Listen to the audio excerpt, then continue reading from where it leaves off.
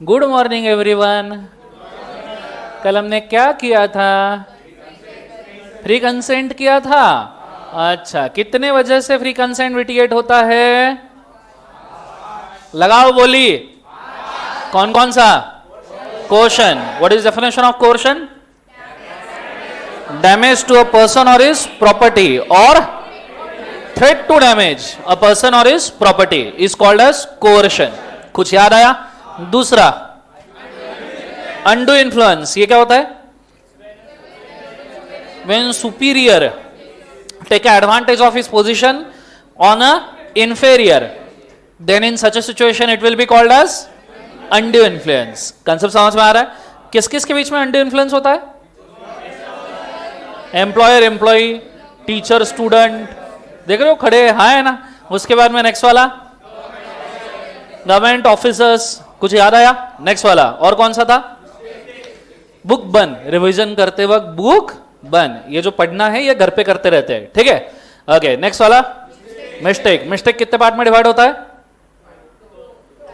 दो कैटेगरीज। पहला as per parties, as per law. As per parties unilateral, bilateral. Unilateral मतलब single party is at mistake, bilateral मतलब both the parties at mistake. दूसरा law के हिसाब से as per fact और law. Fact में मटेरियल, इमटेरियल, और law में Indian law, foreign law. Concept समझ में? और फॉरेन लॉ की मिस्टेक को हम क्या समझते हैं? Mistake as to fact. कुछ याद आया सबको? हाँ है ना। ये चीज होने के बाद में हम आगे बढ़े थे। अगला वाला what is difference between misrepresentation and mistake? Mistake knowingly, unknowingly और एक्टिविटी होता है, और मिसरिप्रेजेंटेशन, मिसरिप्रेजेंटेशन क्या होता है? अनइंटेंशनली। अगर गलत रिप्रेजेंटेशन दो तो क्या होगा? Misrepresentation. What is fraud? Intentional misrepresentation is a fraud.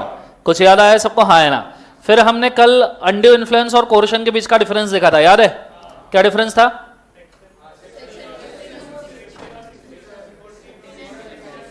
15 and 16। कुछ याद आया? कितने पार्टीज होते हैं कोर्शन में? कौन कौन पार्टीज होते हैं? Between third party can also do the coercion. Undue influence to parties में ही होगा। कोर्शन के अंदर रिलेशन होना जरूरी है क्या? नहीं। अनड्यू इन्फ्लुएंस में रिलेशन, हाँ। फिजिकल थ्रेट का में होता है? अनड्यू इन्फ्लुएंस में होता है क्या? नहीं। तो ये कुछ मेजर पॉइंट्स आपने याद रखने हैं डिफरेंस के। समझ में आया सबको? हाँ है ना। चलो आज मैं बढ़ रहा हूं आगे। We are going for the essentials of fraud. कल हमने फ्रॉड देखा था, आज इसको सिर्फ रीड करना बाकी है। सो आ जाओ, ठीक है? Let's go. Essentials of fraud.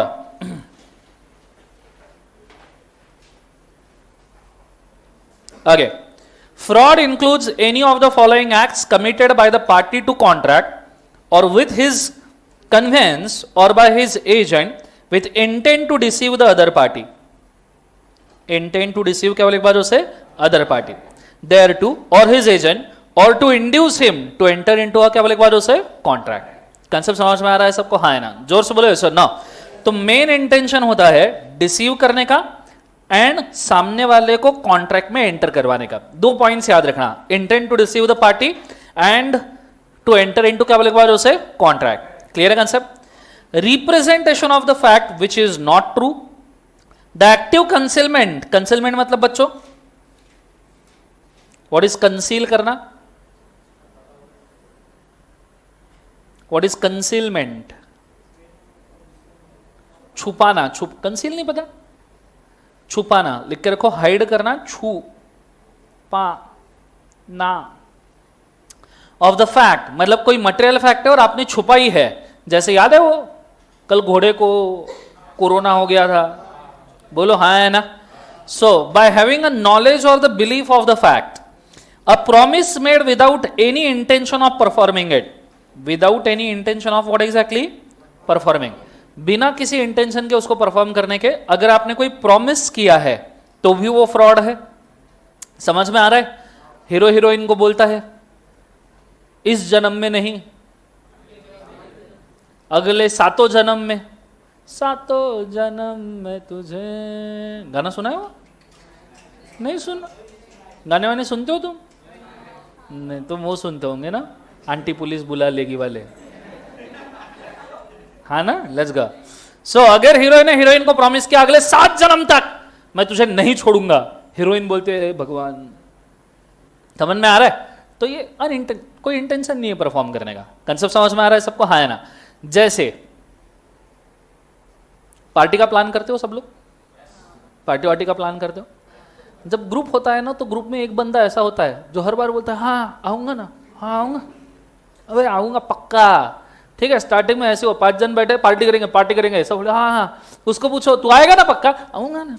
तू हमेशा नहीं आता, धोखा देता है, आऊंगा, अबे पागल है, मैं आऊंगा, मैं नहीं आऊंगा, कौन आएगा, है ना? बोल बच्चन, ठीक है आऊंगा, हाँ आऊंगा, अरे पक्का, अरे 100%। फिर जिस दिन पार्टी होती है सवेरे फोन करो, आ रहा है तू? अबे कोई बात है क्या, मैं तेरे को लेने आ रहा हूं, समझ में आ रहा है? दोपहर को आ रहे, अरे तू नहीं आएगा पर मैं आ जाऊंगा वहां पे, ठीक है। उसको 1 घंटे पहले फोन करो, आ रहा है? अरे तू रेडी हो, मैं कपड़े पहन रहा हूं, ठीक है। और फिर उसको 15 मिनट पहले फोन करो, अरे यार वो मम्मी ने ना काम बोला, नहीं आ पाऊंगा यार।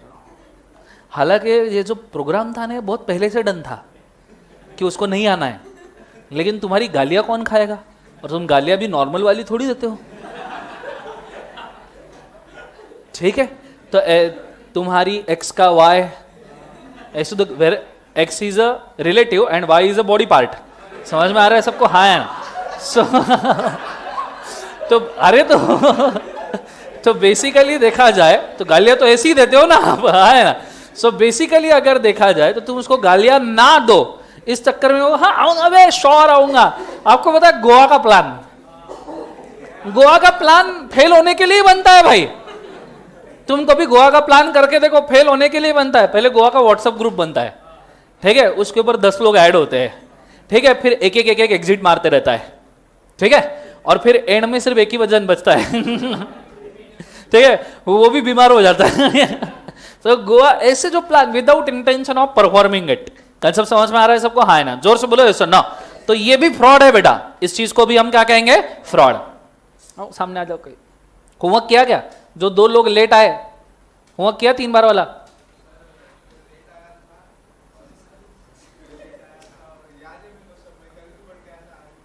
नौ के 9 कैसे याद है? 18 के 18 पूरे, मतलब इतना जोर से। लास्ट वाला केस बोलो, उसमें क्या बोला है? शाबाश। उसके पहले वाला?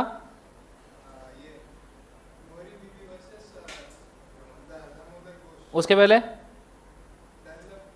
शाबाश, शानदार, तूफान। हाँ है, किया है कि नहीं किया? फिर ये ऐसा कैसा नहीं किया है सर क्या समझो? लेट्स गो, स्टार्ट करते हैं, कॉन्सेंट्रेट करना है, ठीक है, ध्यान देना। ये चीज होने के बाद में अगला, any other act fitted to deceive. Deceive मतलब धोखा दे देना, दोस्त को डिसीव, धोखा देना। तुमने धोखे खाए?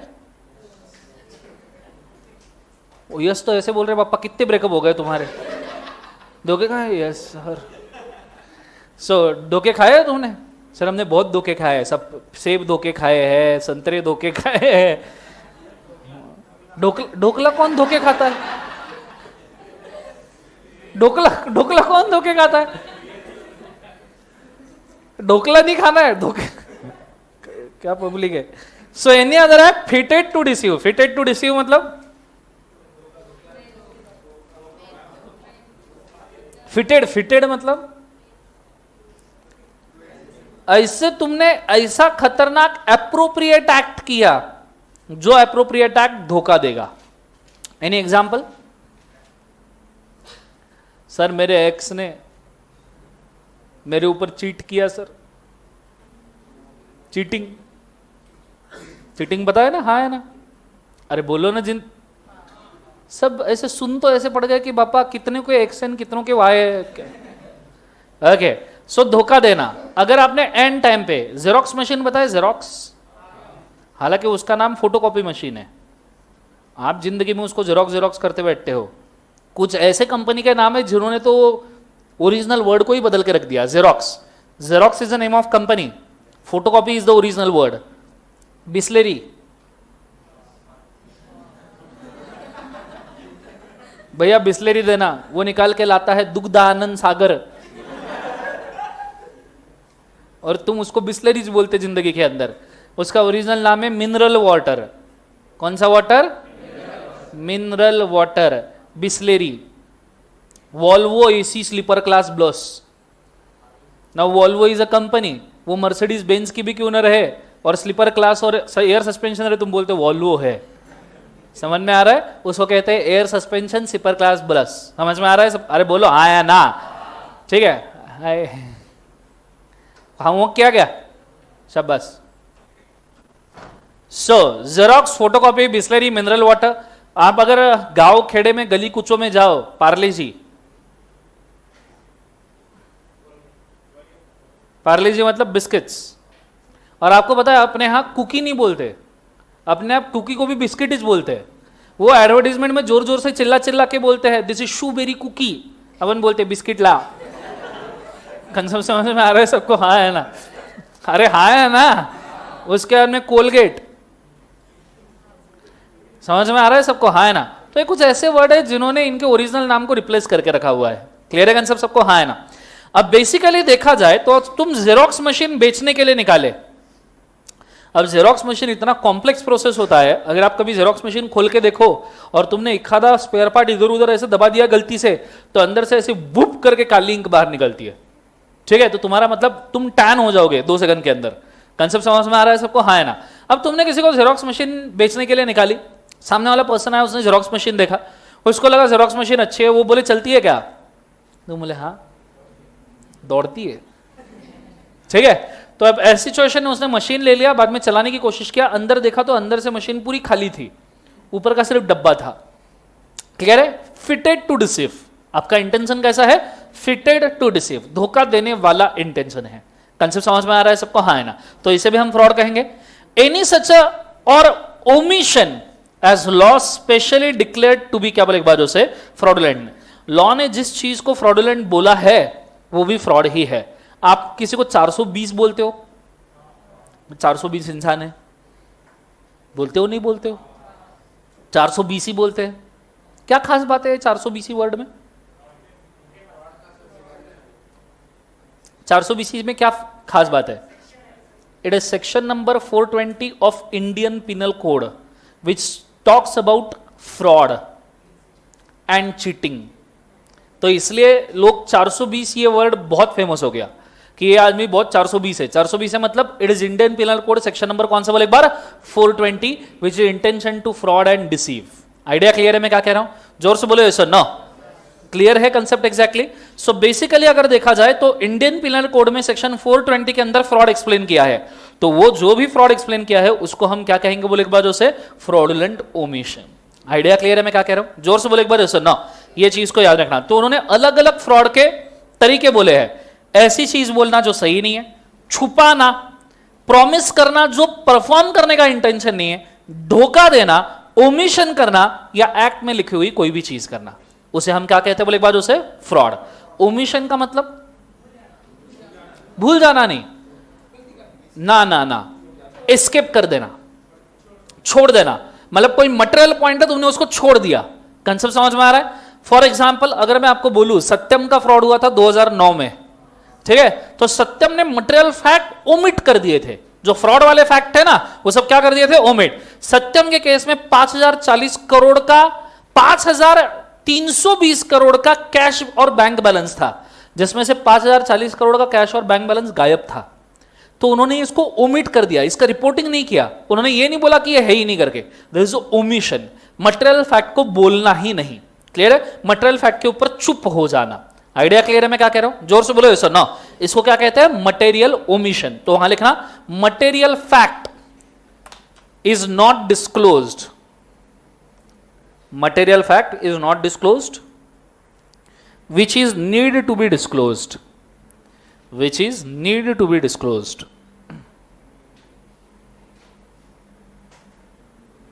which is need to be disclosed, full stop.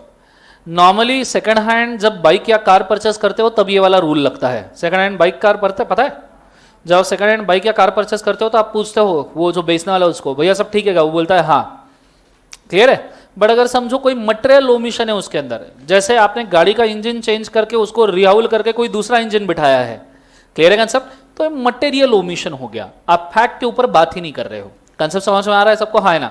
जैसे बाइक को बार बार बंद पड़ने की आदत है, जब आप बेचने के लिए निकाले सामने वाले ने पूछा कोई प्रॉब्लम है क्या, आप कुछ भी नहीं बोले, लेकिन बाइक को बार बार बंद पड़ने की आदत है, तो ऐसे सिचुएशन में यू शुड डिस्क्लोज इट कि नहीं भाई बाइक बार बार बंद पड़ती है, क्लियर है. तो ऐसे सिचुएशन में कॉन्ट्रैक्ट वॉइडेबल हो जाएगा. क्या हो जाएगा बोले एक बार उसे? वॉइडेबल.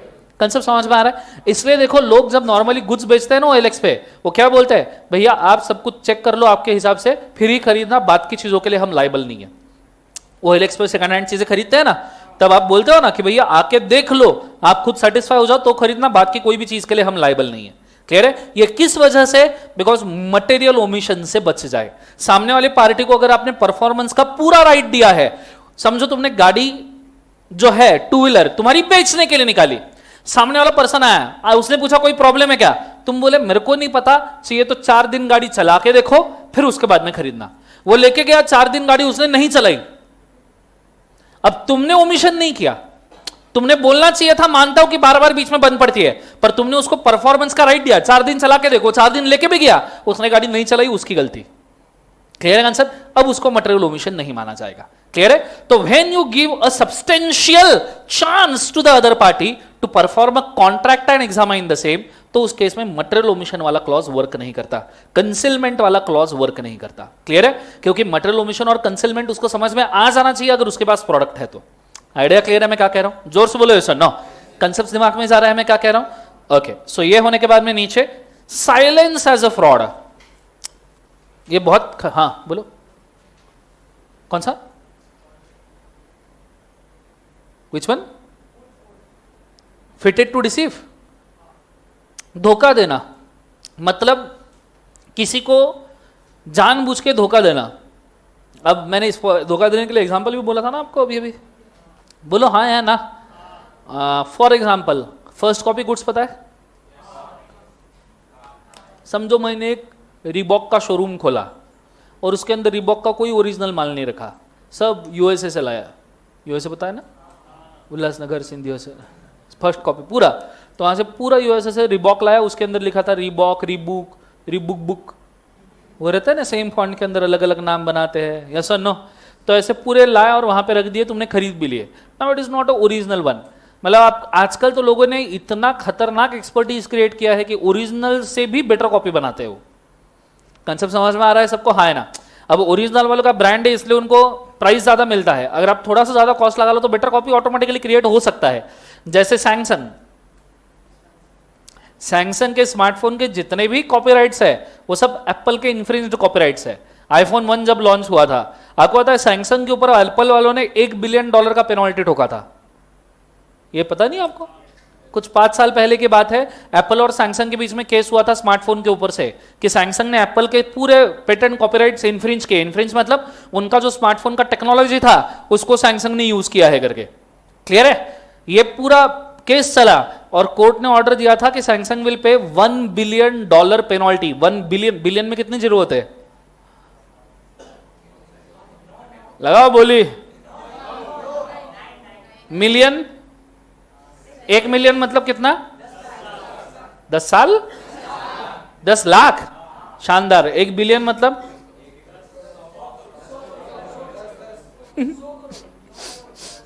कोई बात नहीं, आ जाओ. एक आप ऐसे अगर याद रखोगे तो आपको जिंदगी में याद नहीं रहेगा. लॉजिक याद रखो.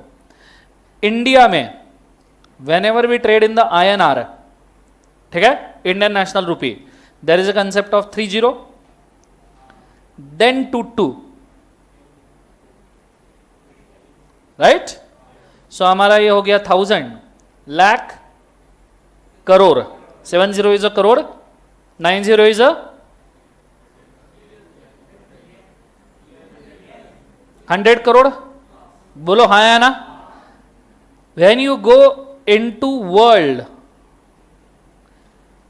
आप कोई भी करेंसी ले लो, pound, dollar, euro, yen, any god damn currency, dinar, इनका कंसेप्ट होता है सिर्फ 3 जीरोस का। पहले 3 जीरोस 1000, नेक्स्ट 3 जीरो मिलियन, तो मिलियन में 6 जीरो मतलब 10 लाख मतलब 1 मिलियन, फिर और 3 जीरोस ऐड कर दो, बिलियन, बिलियन में 9 जीरो मतलब अपना 100 करोड़, तो उनका 1 बिलियन, अपना 1 लाख करोड़ तो उनका 1 ट्रिलियन, अपना 1000 लाख करोड़,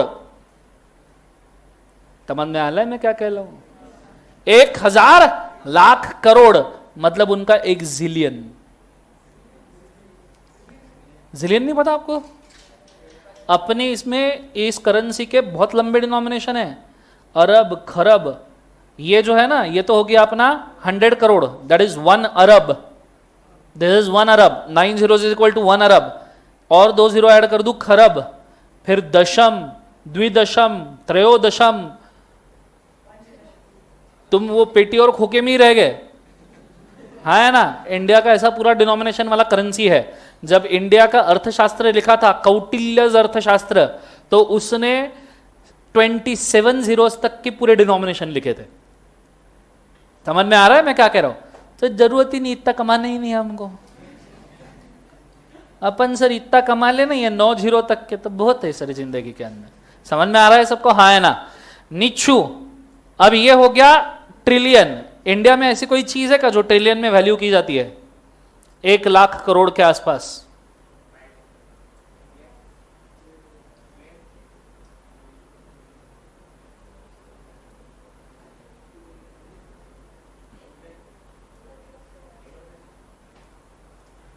बोलो, बॉम्बे स्टॉक एक्सचेंज सुना है? बॉम्बे स्टॉक एक्सचेंज के ऊपर जितनी कंपनियां लिस्टेड है, nearly 5000, multiplied by their number of shares multiplied by their market value is equal to dollar 1.63 trillion. Concept समझ में आ रहा है? Same with national stock exchange is dollar 1.59 trillion. Concept समझ में आ रहा है? ये दुनिया का 8th लार्जेस्ट स्टॉक एक्सचेंज है, या 9th लार्जेस्ट स्टॉक एक्सचेंज है, इतनी बड़ी वैल्यू होने के बाद भी। एशिया का 4th लार्जेस्ट और एनएससी एशिया का 5th लार्जेस्ट। कंसेप्ट समझ में आ रहा है सबको? हाँ है ना? मतलब इंडिया के स्टॉक मार्केट का total capital valuation 1,63,000 crore dollars है, मल्टीप्लाइड बाय 70 रुपए, अभी तो 75। कंसेप्ट समझ में आ रहा है? मतलब तुम करते बैठो, ये तो कैलकुलेटर के बाहर जा रहा है। नेक्स्ट, यहां तक समझ में आ रहा है सबको? हाँ है ना? आइडिया क्लियर है मैं क्या कह रहा हूं? यस और नो? तो जब एप्पल के ऊपर पेनल्टी ठोकी गई थी, सैमसंग के ऊपर एप्पल ने $1 बिलियन का पेनल्टी ठोका था फॉर कॉपीराइट इंफ्रिंजमेंट। इसे कहते हैं डिसीव करना, धोखा देना। क्लियर है? और आपको पता है सैमसंग ने पेनल्टी कैसे पे की? $1 के एक कॉइन में 1 बिलियन कॉइन पे किए। क्लियर? रखो बोले चिल्लर, खुश रहो। क्लियर है? क्योंकि उनको पता था कि जिस तरीके के एप्पल कॉन्जर्वेटिव अप्रोच पे आता है, सैमसंग लिबरल अप्रोच पे आता है। क्लियर है? एप्पल ये नहीं चलेगा, वो भी नहीं चलेगा, वो तो बिल्कुल नहीं चलेगा, तुम्हारा चेहरा ही चलेगा, तुम्हारी फिंगरप्रिंट ही चलेगी, ये सब चीजें होती है। हाँ है ना? एप्पल के मोबाइल्स के अंदर से सिक्योर डाटा निकालना बहुत मुश्किल है, लेकिन सैमसंग आओ भी लड्डू जाओ भी लड्डू। समझ में आ रहा है? कुछ भी आ सकता है, कुछ भी जा सकता है, जो नहीं आना चाहिए वो भी आ सकता है, जो नहीं जाना चाहिए वो भी जा सकता है। कंसेप्ट समझ में आ रहा है सबको? हाँ है ना? दूसरी बात, जब भी ये चीज को याद रखना आपने बहुत अच्छे से, ये थोड़ा सा ऑड होगा डिस्कशन, आपके सेलफोन के ऊपर रिकॉर्ड किया हुआ डाटा कभी भी नहीं मिटता, कभी भी नहीं मिटता। आप उसको डिलीट कर दो, सेलफोन को फॉर्मेट कर दो, वो डाटा रिकवर किया जा सकता है। कंसेप्ट समझ में आ रहा है? तो सेलफोन के ऊपर अजीबोगरीब चीजें रिकॉर्ड नहीं करा। क्लियर है? ये जितने सारे ये एमएमएस वगैरह, ये आपके प्रोटेक्शन के लिए बोल रहा हूं, ये जितने सारे एमएमएस वगैरह रिलीज होते हैं, this is not because of लोग रिलीज करते हैं, इट इज बिकॉज ऑफ उनके सेलफोन का अगर बाकायदा सॉफ्टवेयर लगाया जाए। इन दुनिया में एक ऐसा टेक्नोलॉजी था जो कभी पब्लिक के सपोर्ट में आया ही नहीं, कि अगर आपका 2 GB का डेटा है और आप उसको अगर सेलफोन से डिलीट करते हो तो ये डाटा कॉम्प्रेस होके कुछ 150 KB के अंदर स्टोर हो जाता है आपके मेमोरी के अंदर, सेलफोन के ही, जिसको अगर आप प्रॉपर सॉफ्टवेयर यूज करके अगर वापस ट्रेस बैक करो तो उसे कहते हैं डाटा माइनिंग। क्लियर है? तो ये पूरा का पूरा इसके ओरिजिनल शेप में लाया जा सकता है। कंसेप्ट समझ में आ रहा है सबको? इसी तो तरीके से हार्ड डिस्क जब क्रैश होती है तो लोग उसमें से पूरा डाटा रिकवर करते हैं। अगर हार्ड डिस्क क्रैश होने के बाद टूटी फूटी हार्ड डिस्क से भी डाटा निकाला जा सकता है, ये तो जिंदा चीज है फिलहाल, ठीक है? तो और अगर ऐसी कोई चीज की होगी तो सेलफोन के लेना, फोड़ फाड़ के जला जुला के सत्यनारायण कर देना उसका, राम नाम सत्य है। क्लियर? ये चीज नहीं, ये चीज को याद रखना। अभी के जनरेशन को ये चीज बकायदा पता होनी चाहिए, मतलब चाहिए, ये चीज तुम्हारे प्रोटेक्शन के लिए। कई बार मेडिकल इमरजेंसीज वगैरह के लिए भी हम कुछ वीडियोस या कुछ फोटोज क्लिक करके रखते हैं। Do not keep them in your cellphones, ठीक है? अगर आप ऐसे फोटोज भी क्लिक करते हो, बकायदा कैमरा के ऊपर शूट करने चाहिए और उसका मेमोरी कार्ड बर्स्ट कर देना चाहिए। Do not ever do this. Clear है concept? This for your protection. ये अभी भी होता है। पूना में ऐसे कुछ है, मतलब मैंने ऐसा कभी नहीं किया, पर हमारे जो वीडियो लेक्चर्स होते हैं वो हम हार्ड डिस्क के ऊपर प्रोटेक्ट करके रखते हैं। हमारे बीच में 4 हार्ड डिस्क क्रैश हो गए थे एक साथ। एक बग आया था, वीस्मार्ट का वेबसाइट हैक हो गया था, उन्होंने रैंसमवेयर था वो, उन्होंने वीस्मार्ट से बग 1.5-2 साल पहले की बात है, मतलब मैक्सिमम ऑर्डर वाला पीक पीरियड था, वेबसाइट भी वीस्मार्ट का हैक हो गया था। दिन के कम से कम 1,500 ऑर्डर आते थे, दिन के कम से कम 1,500 ऑर्डर पीक समय वाला, और वीस्मार्ट का वेबसाइट हैक हो गया। और वो वेबसाइट के थ्रू हमने जो हार्ड डिस्क उस वक्त कनेक्ट की थी, चारों क्रैश हो गई, और हमारे सब वीडियो लेक्चर के बैकअप चारों हार्ड डिस्क के अंदर थे। हम उसको लेके गए एकदम फालतू दुकानदार, उसका मतलब ऐसे इधर से एक कंप्यूटर लटक रहा, उधर से एक कंप्यूटर लटक रहा, माउस लटक रहा, वो तुमसे बात करने के लिए खाली नहीं, इतना दुकान के ऊपर नाम भी नहीं था। हमको किसी सोर्स से वो ट्रेस आया उसका, कंप्यूटर वाले से, हम उसके पास गए, उसका चेहरा देख के लगता नहीं था, वो ट्रेस करके दिखा करके उसने चारों हार्ड डिस्क का एक डाटा, इवन सिंगल MB तक का डाटा उसने रिकवर करके दिया। जो कभी भी उस हार्ड डिस्क में पिछले 4-5 सालों में डिलीट हुआ होगा ना, वो सब उसने निकाल के दे दिया, जो डिलीट भी हुआ था वो। कंसेप्ट समझ में आ रहा है सबको? हाँ है ना? It is that threatening. So please do keep this in mind, ठीक है? आपका कोई भी, नॉट ओनली आपका पर्सनल डाटा, कोई भी इंफॉर्मेटिव डाटा, कोई भी हमारे नोट्स वोट्स के लिए जो हम हार्ड डिस्क यूज करते हैं, हम उसके लिए बुप जला डालते हैं, ठीक है? उसको रखना ही नहीं। जब तक वो चीज फिजिकली डिस्ट्रॉय नहीं होगी तब तक डाटा उसके ऊपर हमेशा रहता है। ये चीज हमेशा प्रोटेक्शन के लिए खुद के याद रखना। कंसेप्ट समझ में आ रहा है सबको? हाँ है ना? जोर से बोलो सर ना, इस चीज को क्लियरली याद रखना। ये चीज होने के बाद अगला, when silence amounts to fraud, general rule, mere silence which likely to affect the willingness of a party is not a fraud. Normal silence है, कोई दिक्कत नहीं। हीरो ने हीरोइन से पूछा आई लव यू, तुम मुझसे प्यार करती है क्या? हीरोइन सिर्फ शर्माई, साइलेंस है। साइलेंस है या नहीं है? अरे बोलो ना, हाँ है ना? Whether it amounts to fraud, हाँ तुम्हें नहीं पता, हाँ ठीक है? वो होता है ना I love you but as a friend, वो वाला केस हो जाता है। क्लियर है कंसेप्ट सबको? हाँ है ना? सो बेसिकली देखा जाए तो silence does not amount to fraud अगर आपका सामने वाले पार्टी को इंटेंशन टू डिसीव नहीं है या कॉन्ट्रैक्ट में एंटर करवाने का कोई इंटेंशन नहीं है। हीरो ने हीरोइन को बोला आई लव यू, वो सिर्फ शर्माई, कुछ बोली नहीं, that does not mean acceptance, that does not even mean rejection. Clear है? बट कॉन्ट्रैक्ट हो पाया क्या? नहीं। कंसेप्ट समझ में आ रहा है सबको? हाँ है ना? जोर से बोलो sir. No exception, where there is a fiduciary relation, trust on the other party and party is a silent when it requires to speak about the matter affecting a contract. बड़ा जटिल सेंटेंस है, एक बार वापस पढ़ के देखो।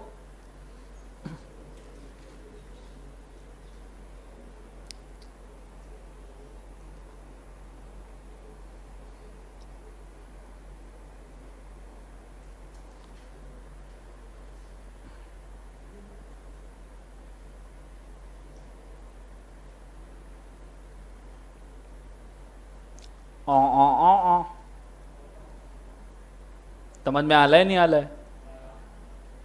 क्या बोला है? Whether there is a fiduciary relation. What is fiduciary? Trust वाला। What is trust? सर भरोसा। सर आई ट्रस्टेड हर, फिर की काट के चली गई, बोलो है ना?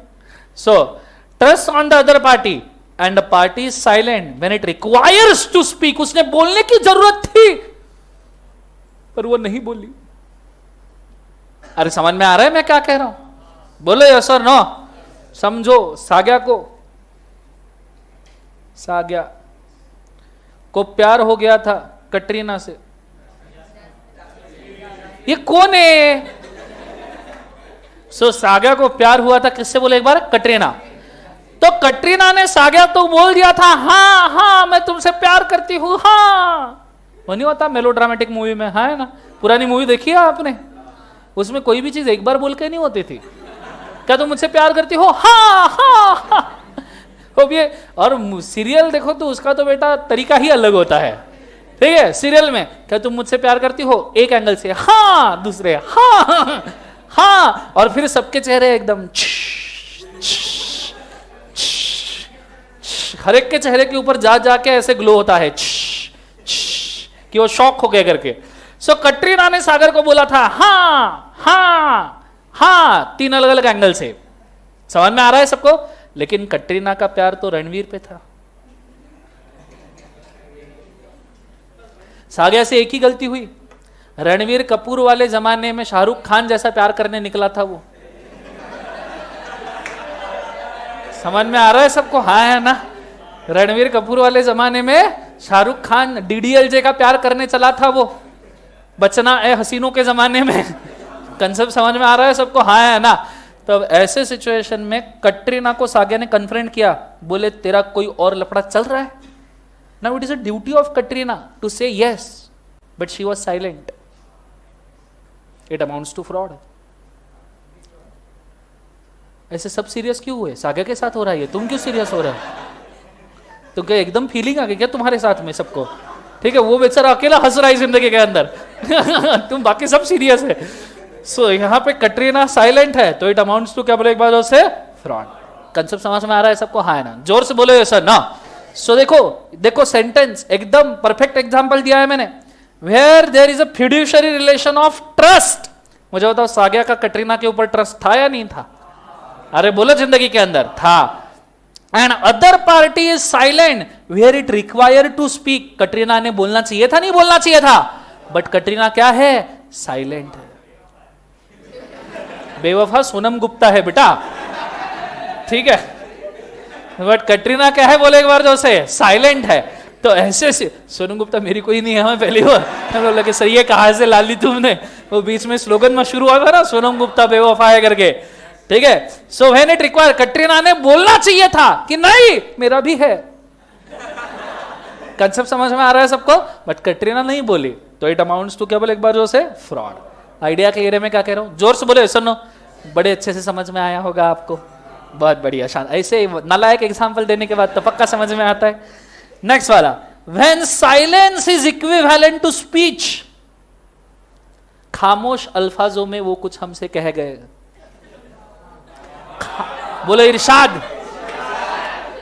खामोश अल्फाजों में वो हमसे कुछ कह गए, अरे दिल के अरमान आंसुओं में बह गए।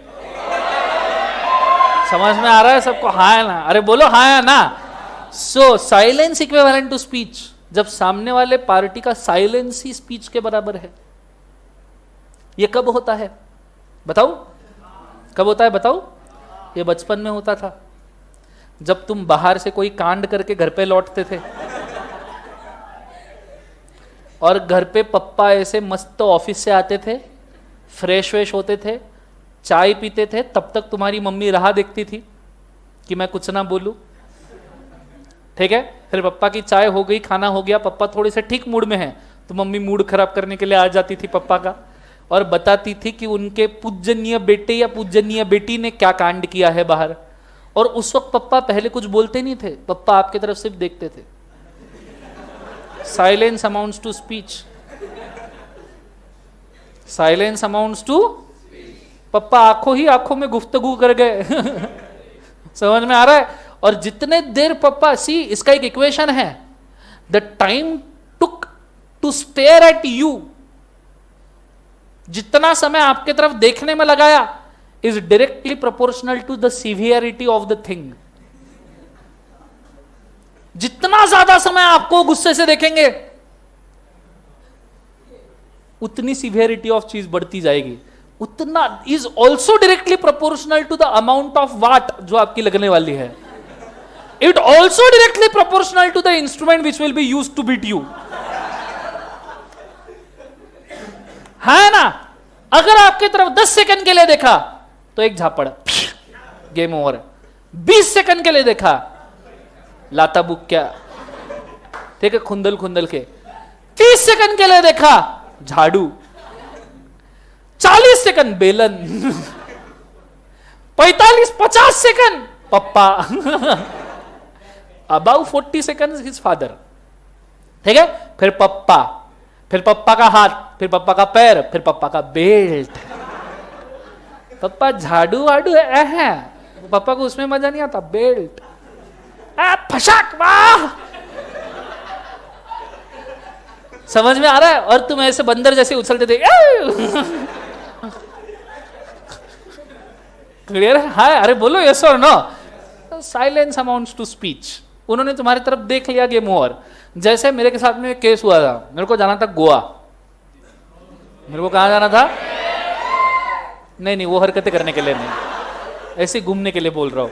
तुम जो सोच रहे हो उसके लिए नहीं। जिंदगी में एक बार गोवा जरूर जाके आना चाहिए, ठीक है। तो मेरे को जाना था गोवा, और हम P1 पास हुए थे, मतलब CPT।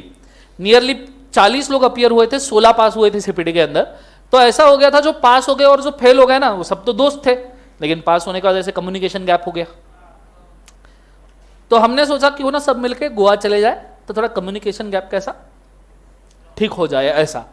अब गोवा की परमिशन लेने के लिए पप्पा के सामने चला गया मैं। हाँ, पप्पा को बोला, पप्पा यहां पप्पा के पास गॉड गिफ्ट है, तुम्हारी आवाज सुन के वो पहचान जाते हैं तुमको क्या चाहिए होगा। जितनी छोटी आवाज उतनी बड़ी चॉइस, ठीक है। तुमको अगर बुक चाहिए ना, तुम हक से मांगते हो, पप्पा वो बुक लेनी है। तुमको पार्टी चाहिए, पप्पा। और ट्रिप जाना है, पप्पा। पहला तो सिर्फ प होता है, पा तो निकलता ही नहीं है। फिर पप्पा जैसे ही पप्पा सवेरे मॉर्निंग, और अपन भी होशियार आदमी है ना भाई, अपन ऐसे वैसे समय नहीं पूछते। जब पप्पा एकदम हैप्पीएस्ट मूड में हो, तो उनकी हैप्पी जिंदगी अनहैप्पी करने के लिए अपन पहुंच जाते हैं। बोलो हाँ है ना।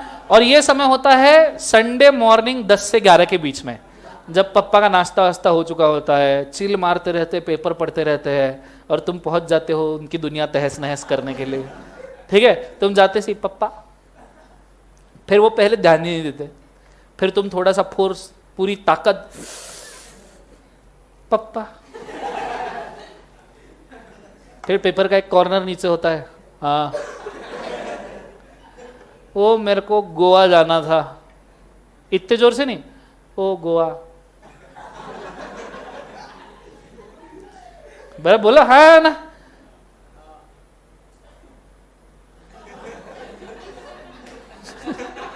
Silence amounts to speech. 10 second, paper वापस आ जाता है। फिर तुम वही 2 मिनट बिना कुछ बोले खड़े रहते हो।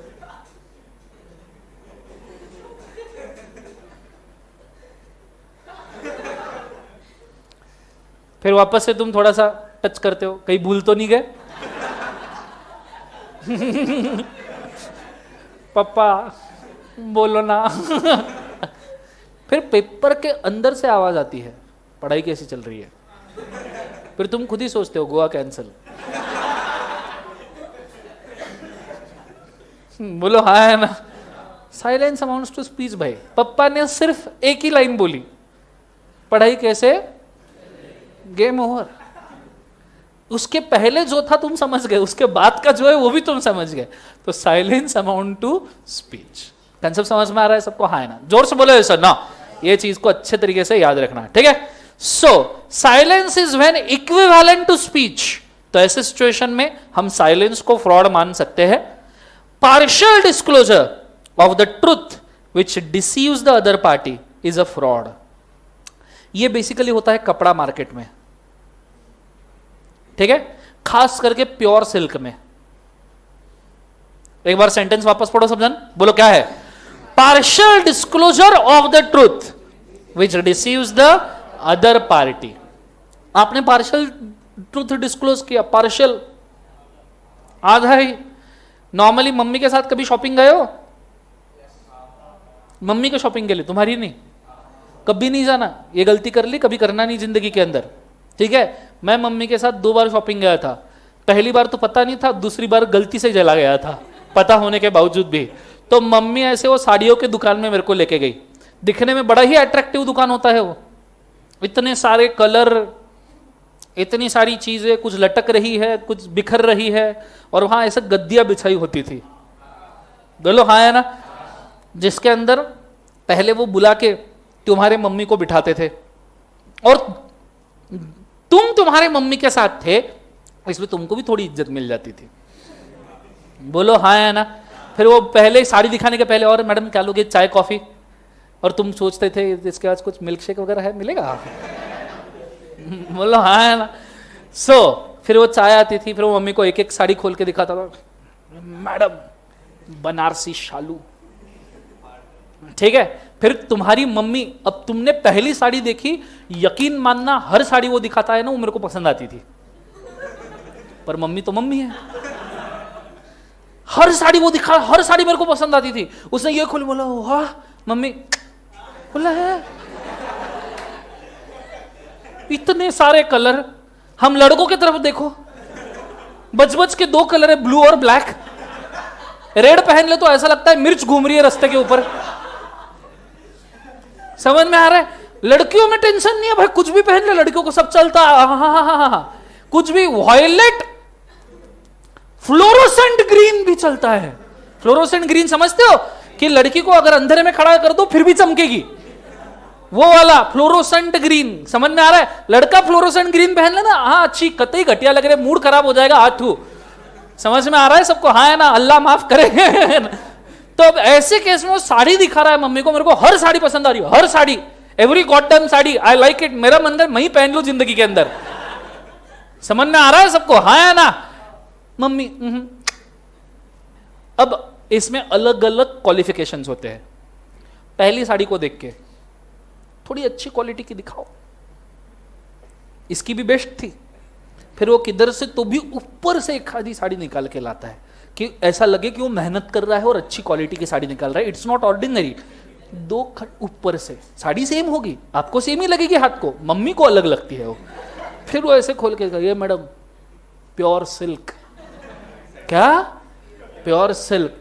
जैसे ही वो प्योर सिल्क बोलता मैं उसके तरफ देखता था, क्योंकि साइंस में मैंने सिल्क बनाने का तरीका पढ़ा हुआ था कि कितनी मेहनत लगती है, और प्योर सिल्क सिर्फ व्हाइट कलर का होता है, इसमें तो रेड, ग्रीन, ब्लू सब दिख रहा जिंदगी के अंदर।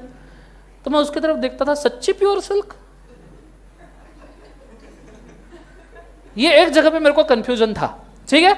मम्मी प्योर सिल्क है, हाँ। फिर मैं मम्मी को बोलता था, मम्मी प्योर सिल्क ना ऐसे नहीं, तेरे को कुछ समझ में आता है?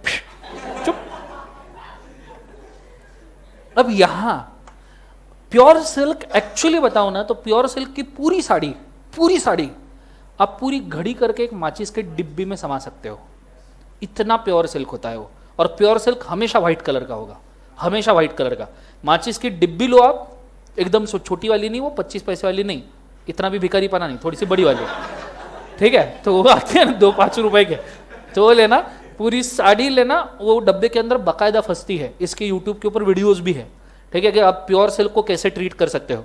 और प्योर सिल्क अगर आपने शरीर पे पहन लिया, पुराने राजा महाराजा पहनते थे प्योर सिल्क, ठीक है, आपने शरीर पे पहन लिया तो आपको लगेगा ही नहीं कि आपने कुछ पहना है,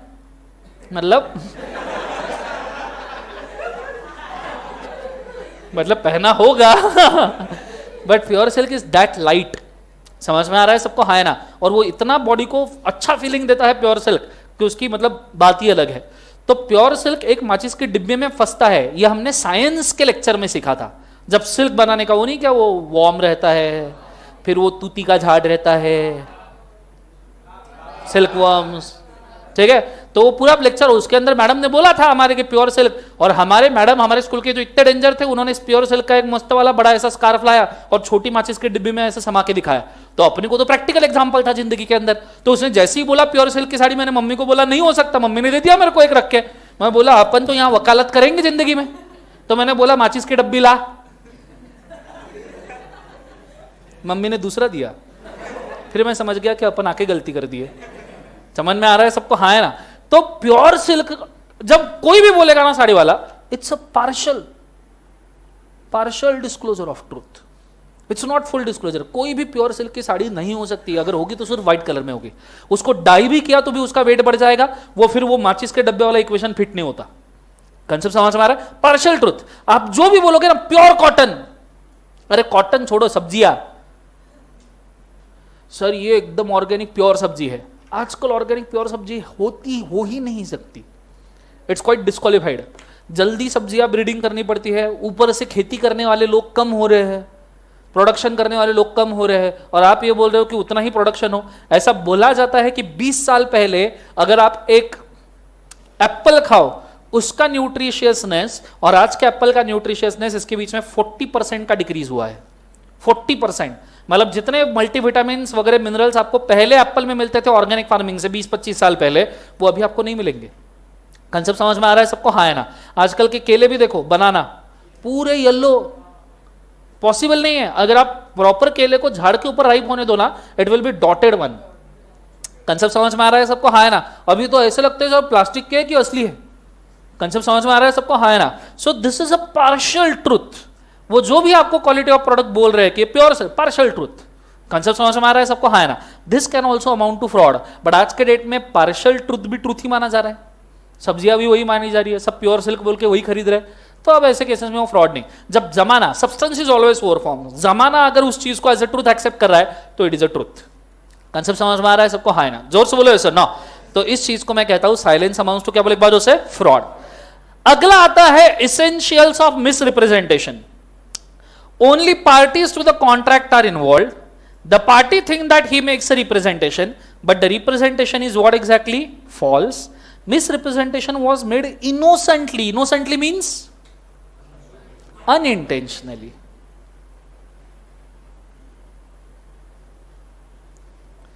Innocently, and not to deceive the other party.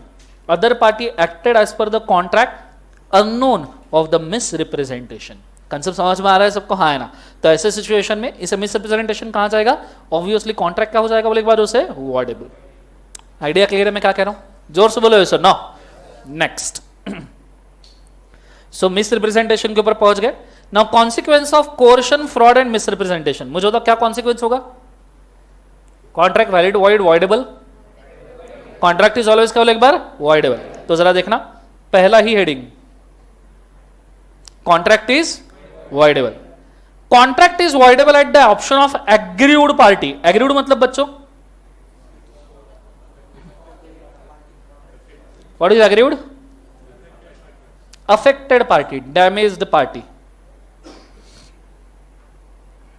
damaged और affected party लिख के रखना।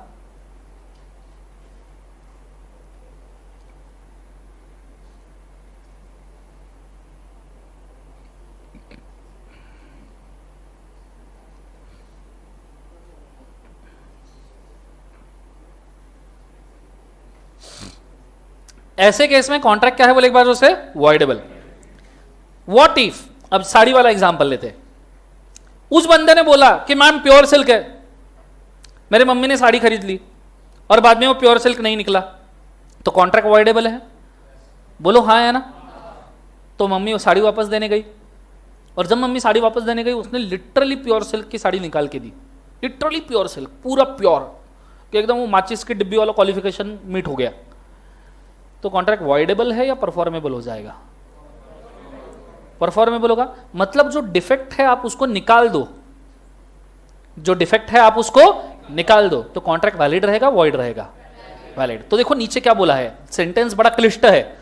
Party however may insist that contract should be perform and that he should put the same position in which he would have been if representation made had been true.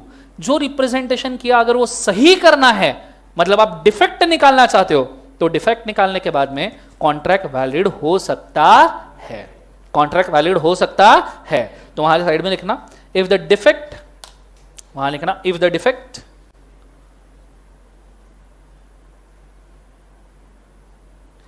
is removed from contract, it's valid contract.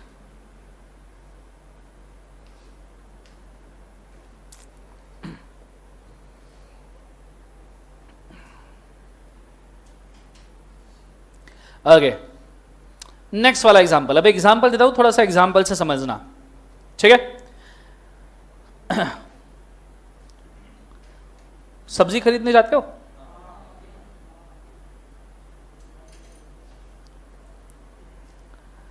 सब्जी जब खरीदने जाते हो तो उस वक्त सब्जी check करके लेते हो? बोलो हाँ है ना? तुम सब्जी खरीदने गए, समझो समर का सीजन चल रहा है, आम का सीजन, मैंगो सीजन, आम पता है ना, वही जिसका रस निकाल के खाते हैं, रस निकाल के थोड़ा सा दूध मिला के थोड़ी सी शक्कर और घी डाल के खाते हैं, वो वाला, वही जिसको काट के भी खाया जा सकता है, वही जिसको ऐसे ऐसे खाता है, याद है, वही जिसका मिल्क शेक भी किया जाता है, पता है ना, वो आमरस, वो वही पापड़ कुरडी के साथ खाए तो और अच्छा लगता है। बोलो हाँ। अरे आमरस नहीं पता आपको? 4-5 वाटी भर भर के खाते हैं, उसमें भी हापूस आम अलग, दशहरी, लड्डू, अलग अलग टेस्ट आती है, हाँ है ना? बोलो बादामी, बोलो ऐसा नो, मुंह तो बंद करो आंटी, एकदम सर। तुम अब आम लेने चले गए, क्या लेने चले गए? बचपन में सबसे पहले किसी फ्रूट का अगर तुमने ड्राइंग बनाया होगा,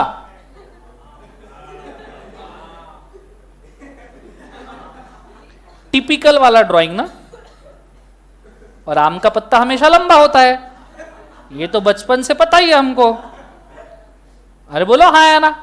अपना टिपिकल ड्राइंग हुआ करता था ना आम का, और पूरे इस आम को येलो कलर, ऑरेंज या येलो, ऐसे इधर कलर उठाया, ऐसे आम, बराबर है, हाँ है ना? ड्राइंग फिनिश, समझ में आ रहा है सबको? हाँ है ना? अब बचपन में अगर तुम आम खरीदने जाते हो, समझो कोई आम बेचने वाला है, उसके पास आप आम खरीदने गए, या आम के ऊपर ऐसे छेद पड़े हैं, उसमें से एक आधा ऐसा सजीव प्राणी बाहर निकल रहा है, ठीक है, दिख रही है ना इल्ली टाइप, हाँ सजीव प्राणी बाहर निकल रहा है, ठीक है, इसमें से थोड़ा सा ऐसा रस टपक रहा है काले कलर का, तो आप ये आम बराबर बिल्कुल खरीदते हो ना? यही तो पसंद आता है। अरे वेज के साथ नॉनवेज का मजा। Any Jain out there? Jain लोग, कोई जैन है? जैन नहीं है? कोई बात नहीं, बिंदास बात कर सकते फिर अपन, हाँ let's go, virtual pen drive में होगा, सॉरी। सो अगर ऐसे मैं बोलूं कि इसमें से मस्त रस वगैरह टपक रहा है, तो आप ऐसे एक नहीं, ऐसे तो आप 10 आम लेके आओगे, हाँ ना? नहीं, क्या बात कर रहे हो? अच्छा ऐसे ही अगर आपको पोटैटो लेके आना है, पोटैटो, पोटैटो लाते हो ना बचपन से, कांदा और आलू तो हमेशा हर एक जन गया होगा कांदा और आलू लेने, हाँ है ना? ऐसा नो, मम्मी बोलती थी कांदा सफेदी लाना, बड़े साइज का मत लाना, मीडियम साइज का लाना, धूप काले में छोटा भी लाना फोड़ के खाने के लिए। अरे बोलो हाँ है ना? अरे बोलो ना हाँ है ना? तो ये किए नहीं कि जिंदगी के अंदर ये चाले, मैंने तो बहुत किए हैं, ठीक है, उसमें भी अपना कमीशन रहता था ना, क्यों किए, हाँ है ना? सो बेसिकली अगर देखा जाए तो आपको जब सब्जियां आने बोलते थे तो सब्जियां नॉर्मली आंखों से आप चेक करके लेते थे, बोलो हाँ है ना? समझो तुमने सब्जी वाले से सब्जी उठा ली, ये पूरी ऐसे छेद वेद वाली पूरी ऐसे सब्जी तुमने उठा ली, ठीक है, और तुम घर चले गए, मम्मी ने बोला ये क्या लाया, इसमें तो इल्लियों की सब्जी अलग बनेगी, फिर वो कोरोना वोरोना जैसा वायरस फैलता नको, ठीक है, तो इसमें मतलब ये बहुत खराब है, ऐसी चीज नहीं लानी चाहिए थी। सेम सब्जी वापस लेके जाओ सब्जी वाले के पास, भैया ये गलत है, लेगा वापस? वो क्या बोलेगा, भैया आपने देख के लिया ना, आपने देख के लिया ना, तब क्या वापस किस बात का? समझ में आ रहा है सबको? हाँ, अरे बोलो हाँ है ना? ये सेम चाइना मेड प्रोडक्ट के साथ भी होता है। तुम चाइना मेड चीज कोई भी खरीदने जाओ, वो तुमको चेक करके लाइटिंग वगैरह चेक करके लगा के दिखाते हैं, भैया बोले यहीं चेक कर लो, वापस लेके आओगे तो लेंगे नहीं, चाइना का है। बोलो हाँ है ना? अरे जोर से बोलो ऐसा ना। So when you can discover, देखो बड़ा बड़ा सटीक क्लॉज है, कॉन्ट्रैक्ट कब अवॉइडेबल नहीं होगा, when a person who had a means of discovering the truth, खुली आंखों से सच्चाई देख सकते हो, चेक कर सकते हो, समझ सकते हो इसमें कोई डिफेक्ट है, खुली आंखों से सिर्फ चेक करके, और फिर भी अगर आप वो गलत वाली चीज उठा लेते हो तो contract can not be avoided, क्योंकि आपकी गलती है कि आपने उसको चेक करके नहीं लिया। क्लियर है? चाइनीज गुड्स के केस में यही होता है, वो लाइट भी दे बोलता है भैया चेक करके लेके जाओ, वापस लेके आओगे लेंगे नहीं, एक बार बेच दिया सो बेच दिया। क्लियर है? वेजिटेबल मार्केट चेक करके लेके जाना, ठीक है, गलत निकला फिर ऐसा कभी होता है कि कभी घर पे कम से कम एक आधी बार तो सब्जी में इल्ली वगैरह निकली होगी, बराबर है, क्या मम्मी वापस देने जाती है? मम्मी अरे यार नेक्स्ट टाइम देख के लानी पड़ेगी। कंसेप्ट समझ में आ रहा है? मतलब कॉन्ट्रैक्ट अब अवॉइड नहीं हो सकता। आइडिया क्लियर है मैं क्या कह रहा हूं? जोर से बोलो सर। नो, सो वहां लिख के रखो एग्जांपल, चाइनीज गुड्स, वेजिटेबल्स,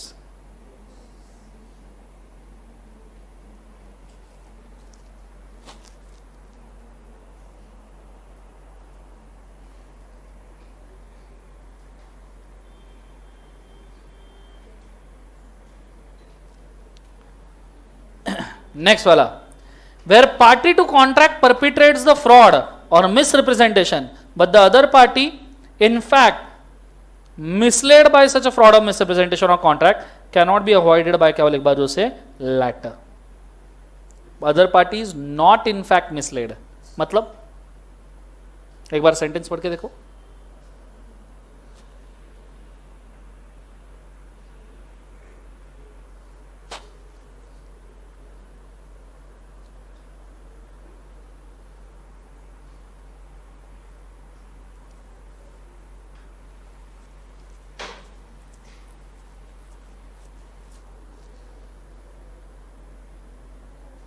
नहीं समझ में आया?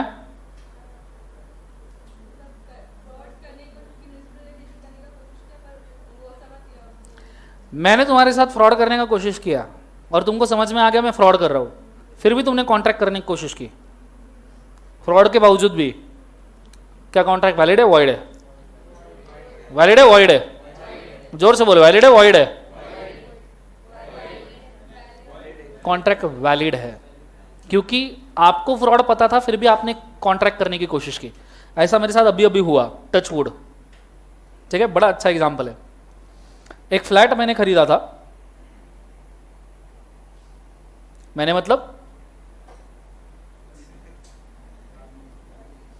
ऐसे घर वालों ने वगैरह मिलके, फ्लैट का नियरली कॉस्ट, अभी पुणे में फ्लैट लेना मतलब खोखे के नीचे तो है ही, रहता ही नहीं, तो हमने फ्लैट का कॉस्ट कुछ तो भी डिसाइड किया था स्टैम्प ड्यूटी रजिस्ट्रेशन के साथ 1.10, ठीक है, 1.10 CR, ठीक है, 1.10 करोड़ का फ्लैट डिसाइड किया था। और जो बिल्डर था ना उसमें 2 पार्टनर्स थे।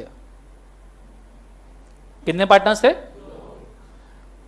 एक का नाम समझो P और दूसरे का नाम समझो K।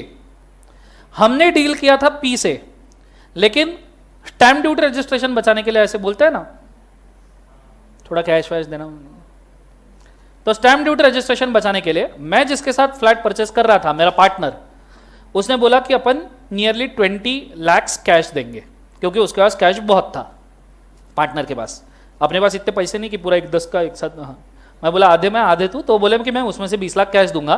तो फ्लैट का P ने वैल्यू डाउन करके बोला 90 लाख कि 20 लाख कैश, तो फ्लैट का अपन रजिस्टर्ड वैल्यू कितना दिखाएंगे?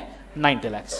ये डिसाइड हुआ, ठीक है, 90 लाख का फ्लैट का वैल्यू डिसाइड हुआ और इन दोनों के बीच में झगड़े हो गए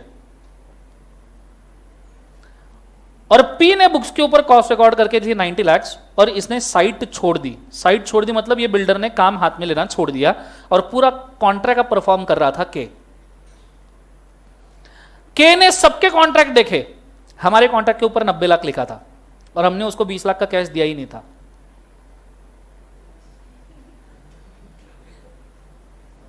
तो उसने 90 लाख का ही कॉन्ट्रैक्ट समझ लिया, ठीक है।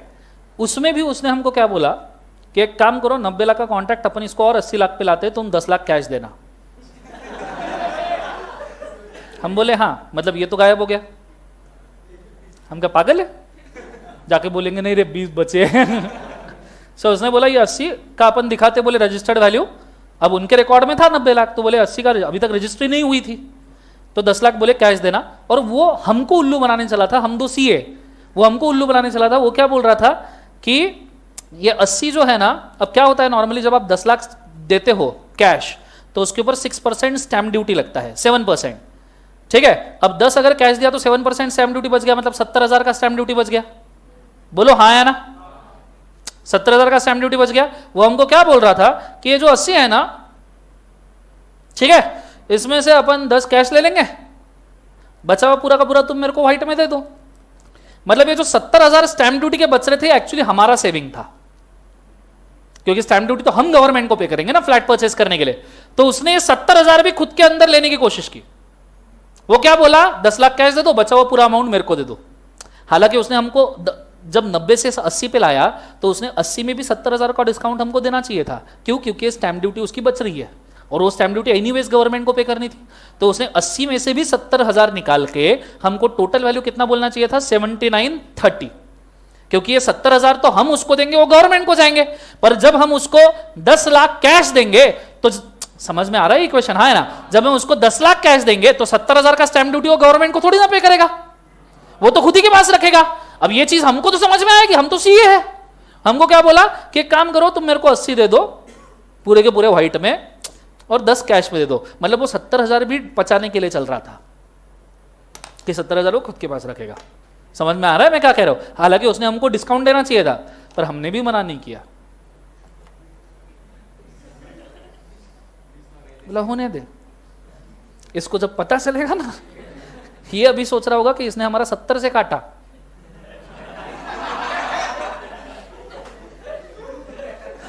फिर हमने ऑलरेडी काट चुके हैं। समझ में आ रहा है? तो अब इस केस में वो फ्रॉड कर रहा है, हमें पता है, बट वी आर एक्सेप्टिंग। अब ये कॉन्ट्रैक्ट हम अवॉइड नहीं कर सकते। अब अगर वो 80 का कॉन्ट्रैक्ट करेगा, हमने 80 उसको दे दिए ना, हम ये नहीं बोल सकते 70 स्टैंप ड्यूटी के वापस कर, क्योंकि कॉन्ट्रैक्ट फ्रॉड किया और हमें फ्रॉड पता है, बट फिर भी हम एक्सेप्ट कर रहे हैं। वो तो बोलेगा कि तुमको ऑलरेडी बोला था, ये तो ऑन रिकॉर्ड्स है, पर ऑन रिकॉर्ड सिर्फ 90 है। समझ में आ रहा? अब ये उसको भी एक्सेप्ट करना पड़ेगा। क्यों? क्योंकि उसने 70 का फ्रॉड किया है। तो वो 70 के चक्कर में 20 गंवा बैठा। समझ में आ रहा है? ऐसी चीज होती है। वो तो मैं बहुत खुदा का शुक्र करता हूं कि दोनों के बीच में झगड़ा हो गया। अभी नेक्स्ट टाइम कोई बिल्डर के पास जाऊंगा ना, पहले 2 पार्टनर वाला ढूंढूंगा कि दोनों के, और नहीं हो रहा होगा खुद ही लगा दूंगा एक आधा झगड़ा। समझ? तो ये होता है। मतलब बैठे बैठे कब, हमें कोई एक्सपेक्टेशन नहीं था। जब इनका झगड़ा हुआ, वो ऑफिस में बैठा था, उन्होंने फोन किया कि सर मिलने आ जाइए, वो ओल्ड पार्टनर छोड़ के चला गया है, मैं नया पार्टनर हूँ, पहले मैं देख रहा था, अब मेरे को पूरा ही देखना है, आप आ जाइए। तो उसने ऐसे फाइल में से रब करके शीट निकाला, तो आपके फ्लैट का वैल्यूएशन कितना है? हम बोलने वाले थे 1.10, पर पहले डिस्कस, हम जब भी ऐसे पार्टनर साथ में जाते हैं ना, और पार्टनर कौन है पता है? विजय सारडा सर। और मैं तुमको यकीन मानो, हम भाव करने बैठ गए ना तो इतने कुत्ते जैसे भाव करते हैं कि वो खतरे में आ जाए। हम ये फ्लैट लेने के पहले एक फ्लैट का भाव करने गए थे, उसने हमको वैल्यू बोला था 2,15,00,000। हमने उसका भाव कितना किया होगा? 1,55,00,000। 70 लाख से वैल्यू कम करवाई थी उसकी, 60 लाख से। मेरी BMW लेने जब गए थे ना, बर्थडे था मेरा, ठीक है, उसने हमको वैल्यू कोट की थी 50 लाख, मतलब 49-70, ठीक है, हम उसको 39-70 पे लेके आए। सवेरे 11:30 से शाम के 6:30 तक बैठे थे। एंड में सेल्समैन ने हमकारे हाथ जोड़ लिया, बोले सर मेरा जॉब चला जाएगा, इससे कम मत करो। वो अभी भी याद करता, अभी भी अगर हमने वहां शोरूम में पैर रख दिया ना, भाग जाएगा किधर तो भी। उसको मालूम है इन्होंने पकड़ लिया तो ये गेम कर देंगे करके।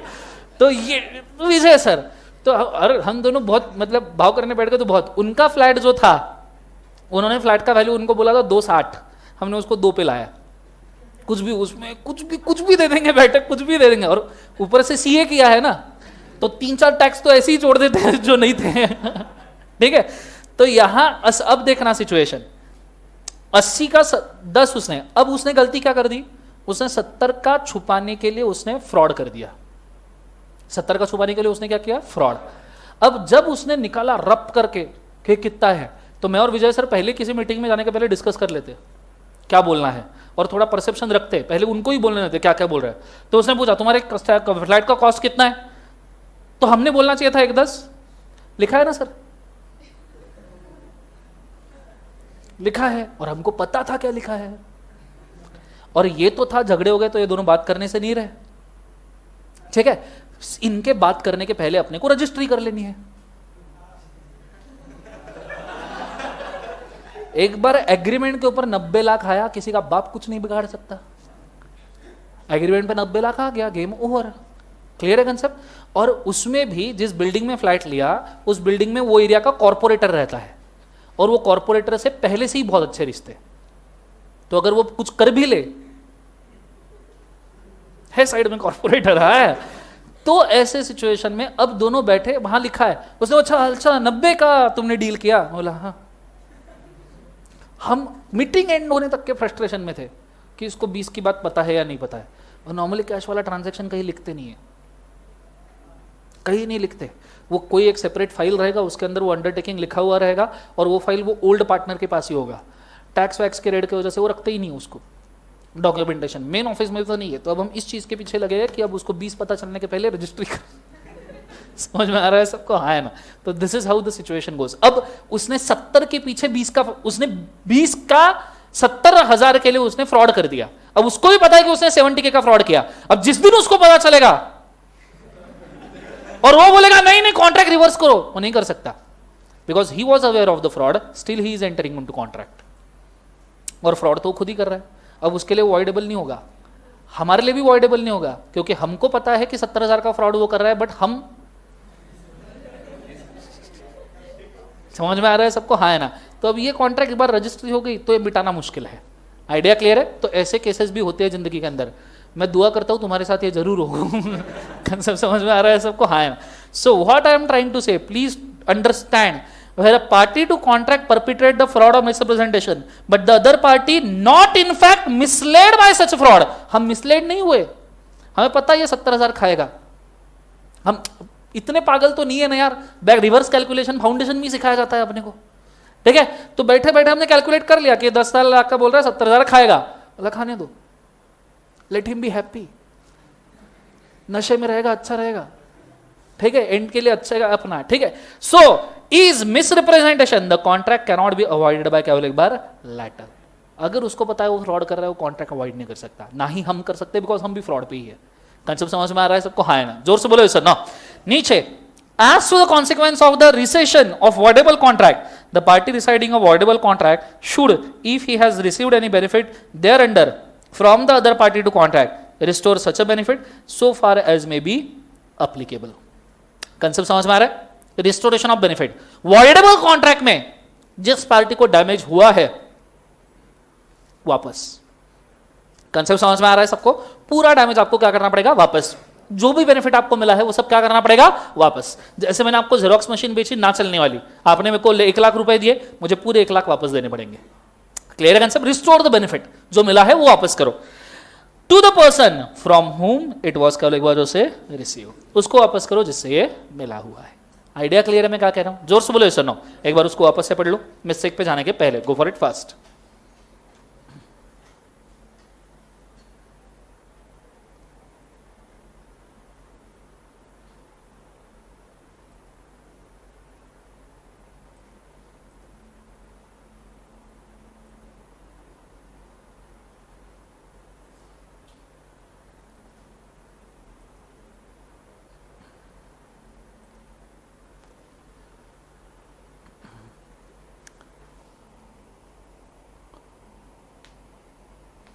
बैठ जाओ, आज जल्दी बिठा रहा हूं, नेक्स्ट टाइम से पूरा 2 घंटे। समझ में आया क्या? बोलो सॉरी। बैठो।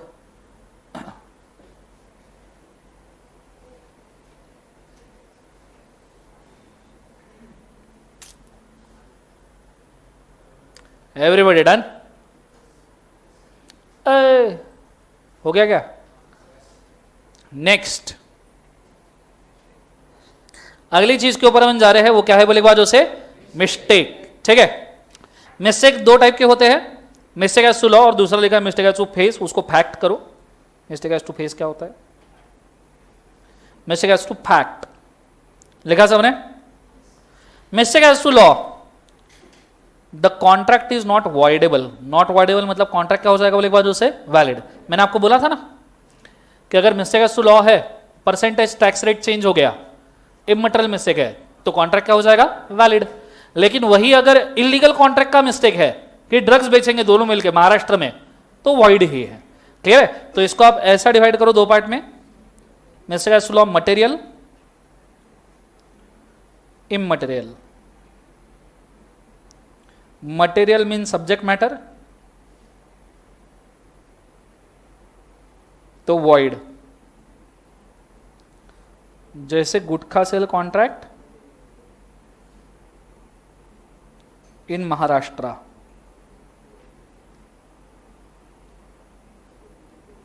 immaterial tax rate is valid.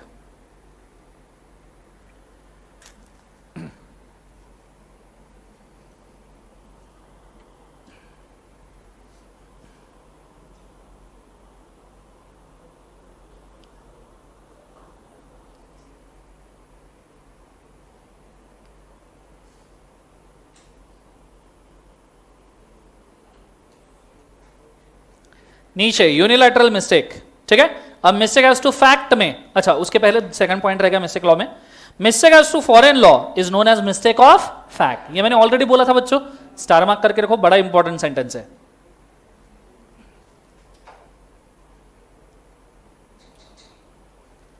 Done everybody? Unilateral mistake, only one party is at the mistake, contract is क्या बोले एक बार, नॉट अवॉइडेबल। सिर्फ एक पार्टी अगर मिस्टेक में है तो कॉन्ट्रैक्ट इज नॉट अवॉइडेबल या अवॉइडेबल, नॉट अवॉइडेबल या अवॉइडेबल, वहां नॉट निकाल दो, कॉन्ट्रैक्ट इज अवॉइडेबल होता है।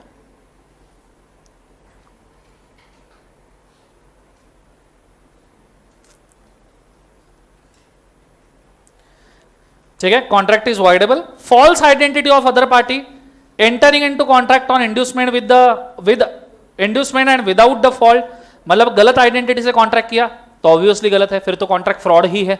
इसको फॉल्स आइडेंटिटी को तो हम फ्रॉड ही बोलेंगे ना बच्चों, तो लिख के रखो फ्रॉड। इंड्यूसमेंट मतलब सामने वाले पार्टी को आपने इंड्यूस किया, हिप्नोटाइज किया, लेके आए कॉन्ट्रैक्ट करने के लिए, फ्रॉड।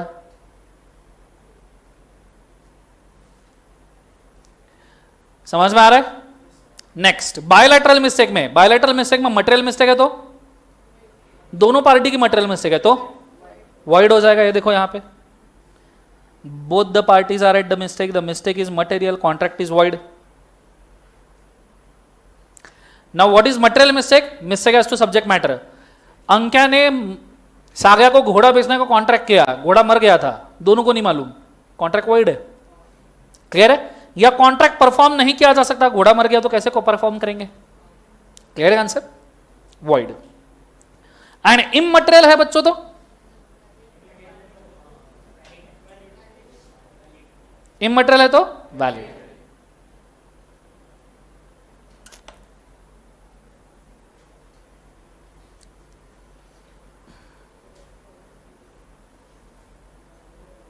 लिवल का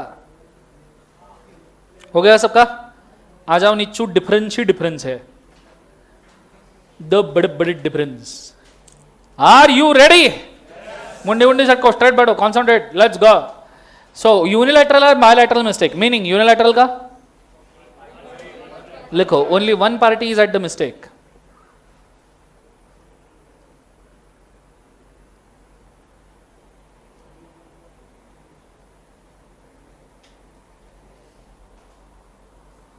bilateral both the parties are at mistake.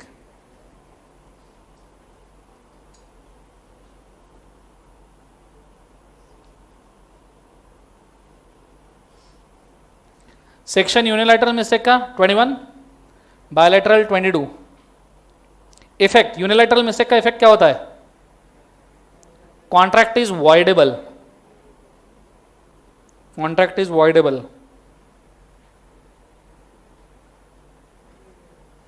Bilateral का इफेक्ट, अगर मटेरियल है तो वॉइड, इमटेरियल है तो वैलिड। ऐसा दो लिखो, if material then void, if immaterial then valid.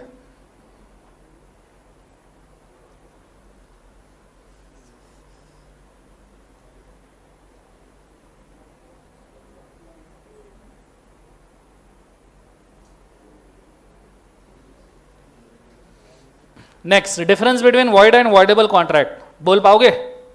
Void मतलब क्या होता है बच्चों? which cannot be enforced by law. Voidable, which can be enforced at the option of one party but not the other party. Concept समझ में आया? तो void में लिखना the contract not enforceable by law, the contract not enforceable by law is void contract. ये तो मतलब दूसरी मंजिल पे बैठने जैसे ही है. is void contract. Voidable, contract is enforceable at the option of one party. Contract is enforceable at the option of one party, but not at the option of other party. But not at the option of other party is voidable.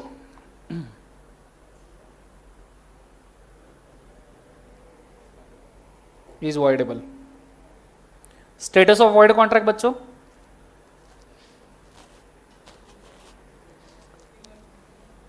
cannot be executed. Cannot be executed. और voidable का can be or cannot be executed. Depends. Can be or cannot be executed. Voidable में can be or cannot be executed.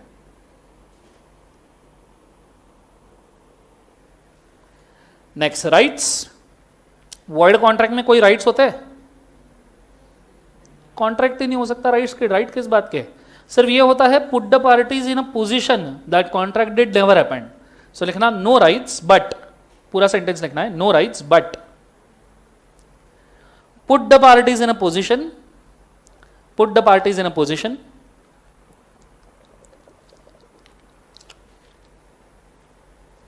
as contract did never happen.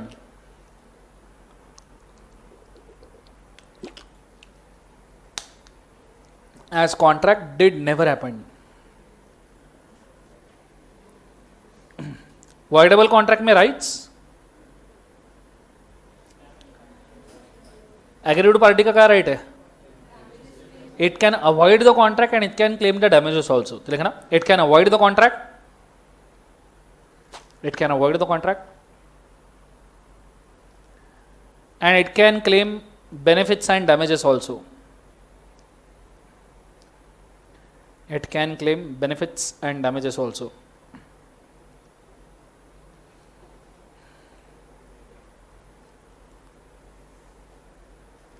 Next, performance of contract. Voidable contract, void contract performable होता है क्या? नहीं. So लिखना non performable. Void contract non परफॉर्मेबल.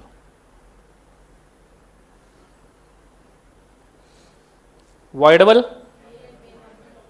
may or may not be performed. May or may not be performed.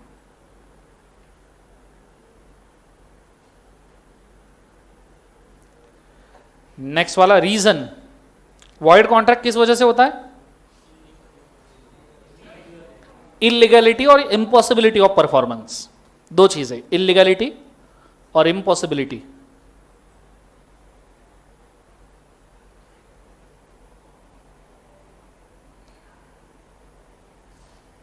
और bilateral mistake, और bilateral mistake as to material thing. इससे भी void ही होता है ना, bilateral mistake as to material thing. Voidable का reason, शुरू हो जाओ. Coercion, undue influence, fraud, mistake, misrepresentation. लिखो पाचो. Coercion, undue influence, fraud, mistake, misrepresentation.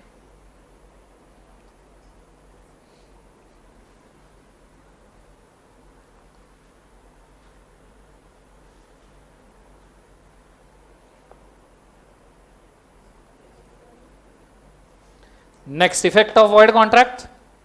No effects, क्योंकि कॉन्ट्रैक्ट तो हुआ ही नहीं ना. No effects. Voidable,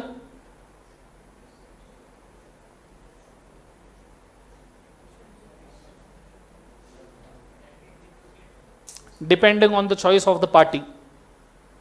Depending on the choice of the party.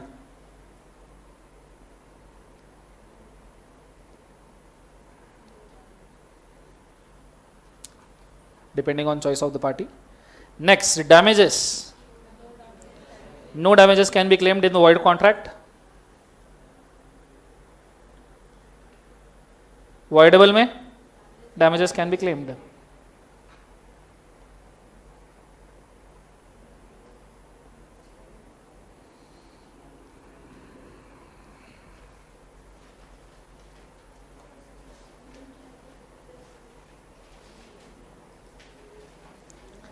Done everybody? सांगा हो. यहां आपका खत्म होता है फ्री कंसेंट. क्लियर है कंसेप्ट सबको? हाँ है ना? अगले चैप्टर के ऊपर चले. चलो नेक्स्ट कंटेंट. एक बार एक काम करो, फ्री कंसेंट वापस से पूरा देख लो, एक नजर घुमा लो, क्या क्या हुआ है, क्या क्या नहीं हुआ है, पूरे चार्ट्स वगैरह रजिस्टर में जो जो लिखा है सब चेक कर लो, फिर ही मैं आपको आगे लेके जाऊंगा.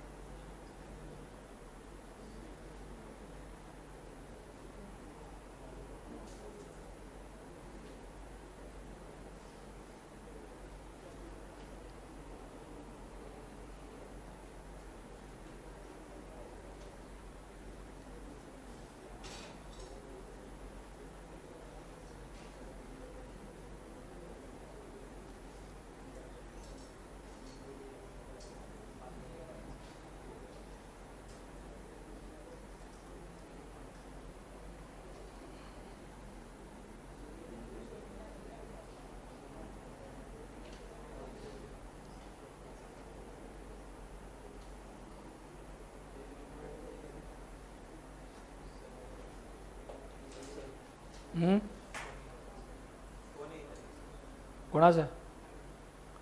किसका फोन रह गया इधर? आपका है? ट्रांसफर कर देना.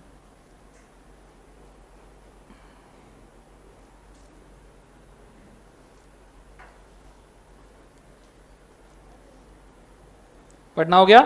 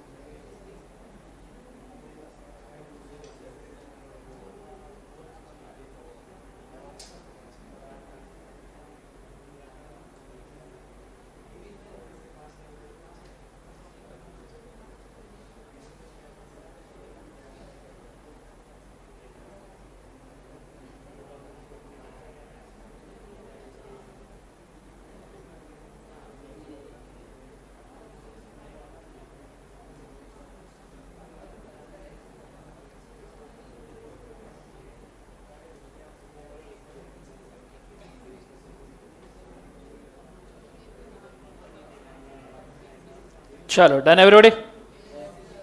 पढ़ना हो गया है पक्का? ओके. एक लंबा वाला चार्ट बनाया है. Over acting. So legality of object and consideration. मैंने आपको ऑलरेडी जब कॉन्ट्रैक्ट का बेसिक इक्वेशन बताया था, याद है? क्या आपको याद है? क्या आपको याद आया या दिलाऊं?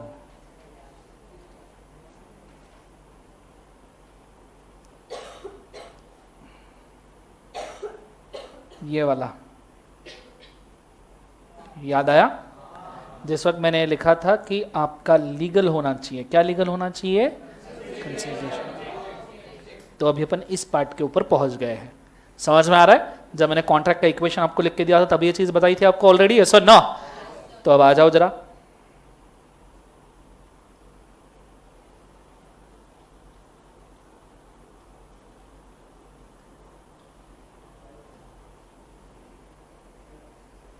ठीक है. Legality of object and consideration, पूरा ध्यान मुझे बोर्ड के ऊपर चाहिए, कॉन्सेंट्रेट करना डबल ट्रिपल। कौन कौन से ऑब्जेक्ट इलीगल माने जाते हैं? One which is forbidden by law. एक एक एग्जाम्पल मैं यहां पे लिखना चाहूंगा सो दैट आपके चार्ट में एग्जाम्पल रहे और आपको समझ में आए। जैसे गुटखा, कॉन्ट्रैक्ट इन महाराष्ट्र, या फिर मर्डर वाला कॉन्ट्रैक्ट, मर्डर 1 2 3, हाँ है ना। दूसरा, सो ये फॉरबिडन बाय लॉ है। If permitted will defeat the law, allow किया तो लॉ खराब हो जाएगा भैया, ऐसा कुछ। ये कॉन्ट्रैक्ट अलाउ कर दिया तो भैया लॉ टूट सकता है। बोलो, एक दिन तुम गाड़ी चला रहे थे, पुलिस ने तुमको पकड़ लिया। पुलिस पकड़ लेते तो अपन क्या क्या तो बहाने बनाते हैं जिंदगी में, भैया हॉस्पिटल जाना है, दोस्त एडमिट हुआ है। अब उसने अलाउ कर दिया तो तुम लॉ तोड़ सकते हो, ठीक है। सो ट्रैफिक लॉज,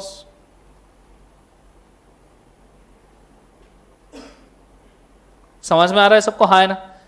दूसरा और एग्जांपल, अलाउ किया तो लॉ डिफीट हो जाएगा। ऐसे कोई चीज है जो आप नॉर्मली इलीगल करते हो? इनकम टैक्स,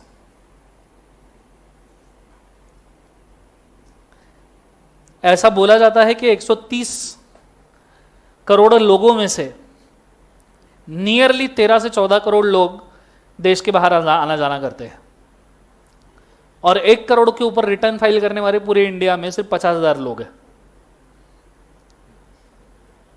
13-14 करोड़ लोग बाहर आना जाना करते हैं और 1 करोड़ के ऊपर रिटर्न फाइल करने वाले सिर्फ 50,000 है। कंसेप्ट समझ में आ रहा है? नॉर्मली तोड़ा जाता है इनकम टैक्स। आइडिया क्लियर है? यस और नो? नेक्स्ट वाला, फ्रॉडुलेंट। अभी अभी हमने देखा था, बोलो हाँ है ना, कवर्ड इन फ्री कंसेंट। अरे देखा था या नहीं देखा था? भूल गए? गजनी पीपल, देखा नहीं देखा? सर अभी ना बैटरी ना सर इन्वर्टर पे लग गई सर। नेक्स्ट वाला, इंजुरी टू अ पर्सन और प्रॉपर्टी, कोर्शन। ये भी हमने कहा देखा? फ्री कंसेंट में। फिर कोई भी immoral activity, what do you mean by immoral activity? कोई example? Any activity under Indian penal code, harassment, ठीक है।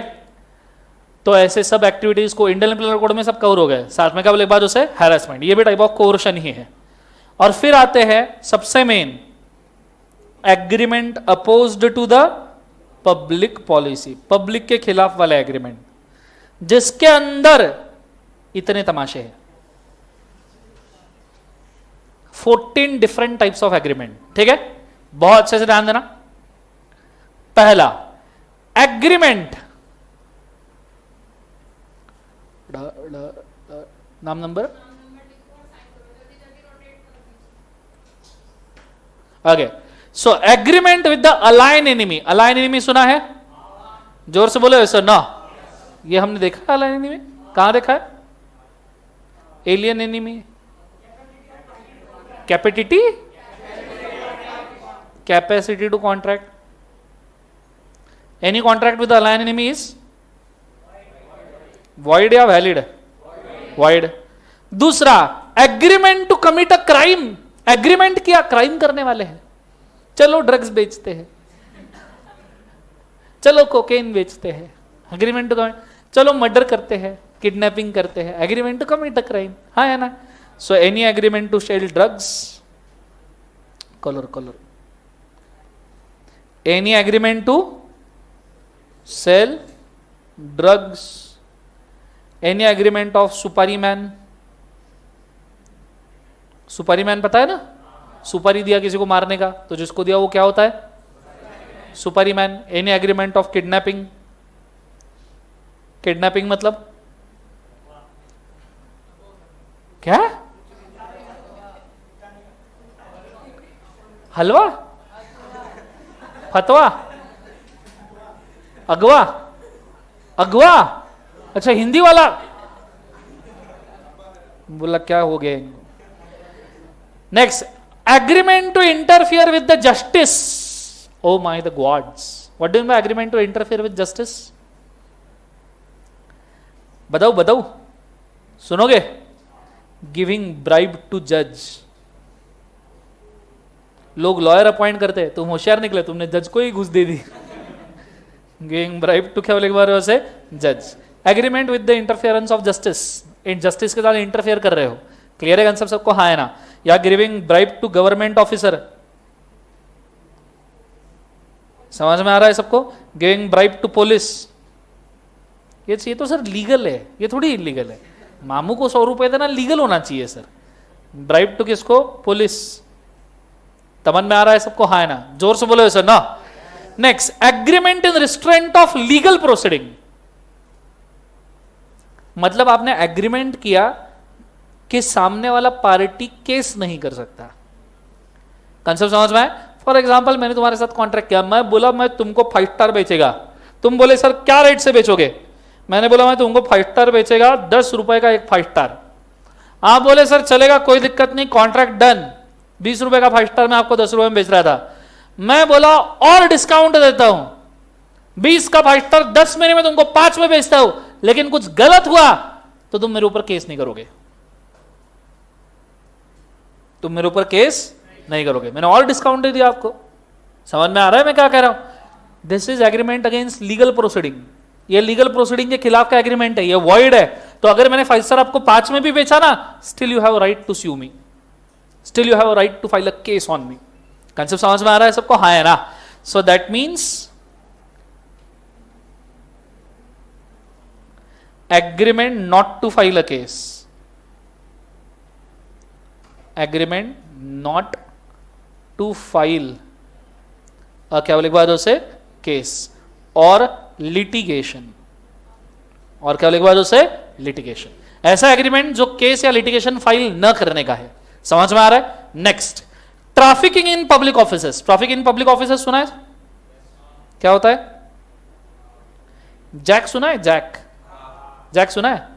कभी आपने देखा अगर कोई बंदा एमपी बन गया, चुनाव जीत गया और मेंबर ऑफ पार्लियामेंट या स्टेट लेजिस्लेटिव असेंबली में आ गया, उसके सभी रिलेटिव उसको ऑटोमेटिक जॉब लग जाती है? क्या सब एक साथ क्वालिफाई हो जाते? चाचा, भतीजा, मामा, भांजे सब गवर्नमेंट ऑफिसेस में। कैसे? क्या इसे कहते हैं? जैक लगाना, सेटिंग, सेटिंग लगाए। हाँ, सो सेटिंग लगाना। एग्जाम में मत लिखना सिर्फ इसको। हाँ, ये तुम्हारे लिए है, सेटिंग लगाना। क्लियर है? जिसको और बोलते हैं जैक लगाना। ट्रैफिकिंग इन पब्लिक ऑफिस मतलब जिनका क्वालिफिकेशन नहीं है उनको भी गवर्नमेंट जॉब मिल जा रही है। आइडिया क्लियर है मैं क्या कह रहा हूं? जोर से बोलो सर। नो, आइडिया क्लियर है मैं क्या क्या? अच्छा, सो उनको भी जॉब लग जा रही है। क्लियर है कंसेप्ट? ट्रैफिकिंग इन कौन से ऑफिसेस? Public offices. फिर agreement opposed to duty. What do you mean by opposed to duty?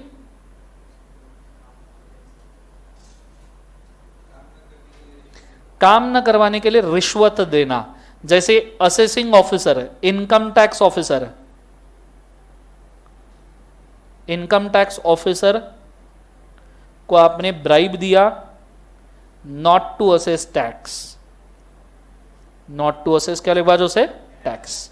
ये है आपका agreement oppose to duty. Clear है? उसका ड्यूटी था टैक्स असेस करना, तुमने ब्राइब दे दिया, अब वो टैक्स असेस नहीं कर रहा। मामू को रिश्वत देना, मामू को 100 की पत्ती देना, उसका ड्यूटी था। तुमने हेलमेट नहीं पहना, तुमको रोकना, तुमने सिग्नल तोड़ा तो तुमको रोकना, तुमने 100 की पत्ती दिखा दी, मामू बहक गया। समझ में आ रहा है सबको? हाँ है ना? Against duty. Agreement against personal liberty. What do you mean personal liberty? Personal freedom. Clear है? जैसे किडनैपिंग, किडनैपिंग ये पर्सनल लिबर्टी वाला एग्रीमेंट है, अगेंस्ट इट है। मेरे नालायक बच्चों, मेरे प्यारे से होनहार से नालायक बच्चों, बोलो निकम्मो, मुंडी उंडी झटको, स्ट्रेट बैठो जिंदगी में। सब धीरे धीरे 1:30 बजे तक तो ऐसे नचे पड़े हुए मिलोगे 2-4 लोग। सो क्या है किडनैपिंग? अगेंस्ट लिबर्टी है। बोलो हाँ है ना? सो किडनैप हो गया। और हैरासमेंट, समझ में आ रहा है? अब देखो कुछ कुछ एग्रीमेंट रिपीट हो रहे हैं, जैसे एग्रीमेंट अगेंस्ट लीगल प्रोसीडिंग, ये वाला एग्रीमेंट अगेंस्ट नहीं, लीगल प्रोसीडिंग नहीं, हाँ, agreement interference of justice and agreement against doing the duty, ये दोनों सेम लगेंगे आपको, ये और ये सेम लगेगा आपको, लग रहा है? हाँ है ना? इधर भी ब्राइब वगैरह दे रहे थे हम और इधर भी हम ब्राइब वगैरह दे रहे हैं, कंसेप्ट समझ में आ रहा है सबको? हाँ है ना? पर इधर agreement interfere with the justice, यहां धमकी देना या थ्रेट देना भी आता है, जैसे जज को ही थ्रेट दे दिया कि भैया अगर आपने हमारे खिलाफ दे दिया ना डिसीजन तो हम ना आपको सुधार देंगे। समझ में आ रहा है सबको? उधर यूपी बिहार सुना है ना आपने? हाँ, तो ऐसे गन लेके चलते हैं ना, कट्टा घोड़ा लोकल वाले, या सुनो, तो भैया हम बोल रहे थे कि अगर आपने दे दिए डिसीजन हमारे खिलाफ तो हम ना आपको सुधार देंगे। समझ में आ रहा है? चाचा विधायक है हमारे, समझ में आ रहा है सबको? हाँ है ना? तो ये चीज को याद रखना, that is agreement against justice and oppose to duty. बचा है, खत्म नहीं हुआ, अभी तो इंटरेस्टिंग वाले आ रहे हैं। Agreement in restraint of marriage, सुनना, समझो सल्लू भाई ने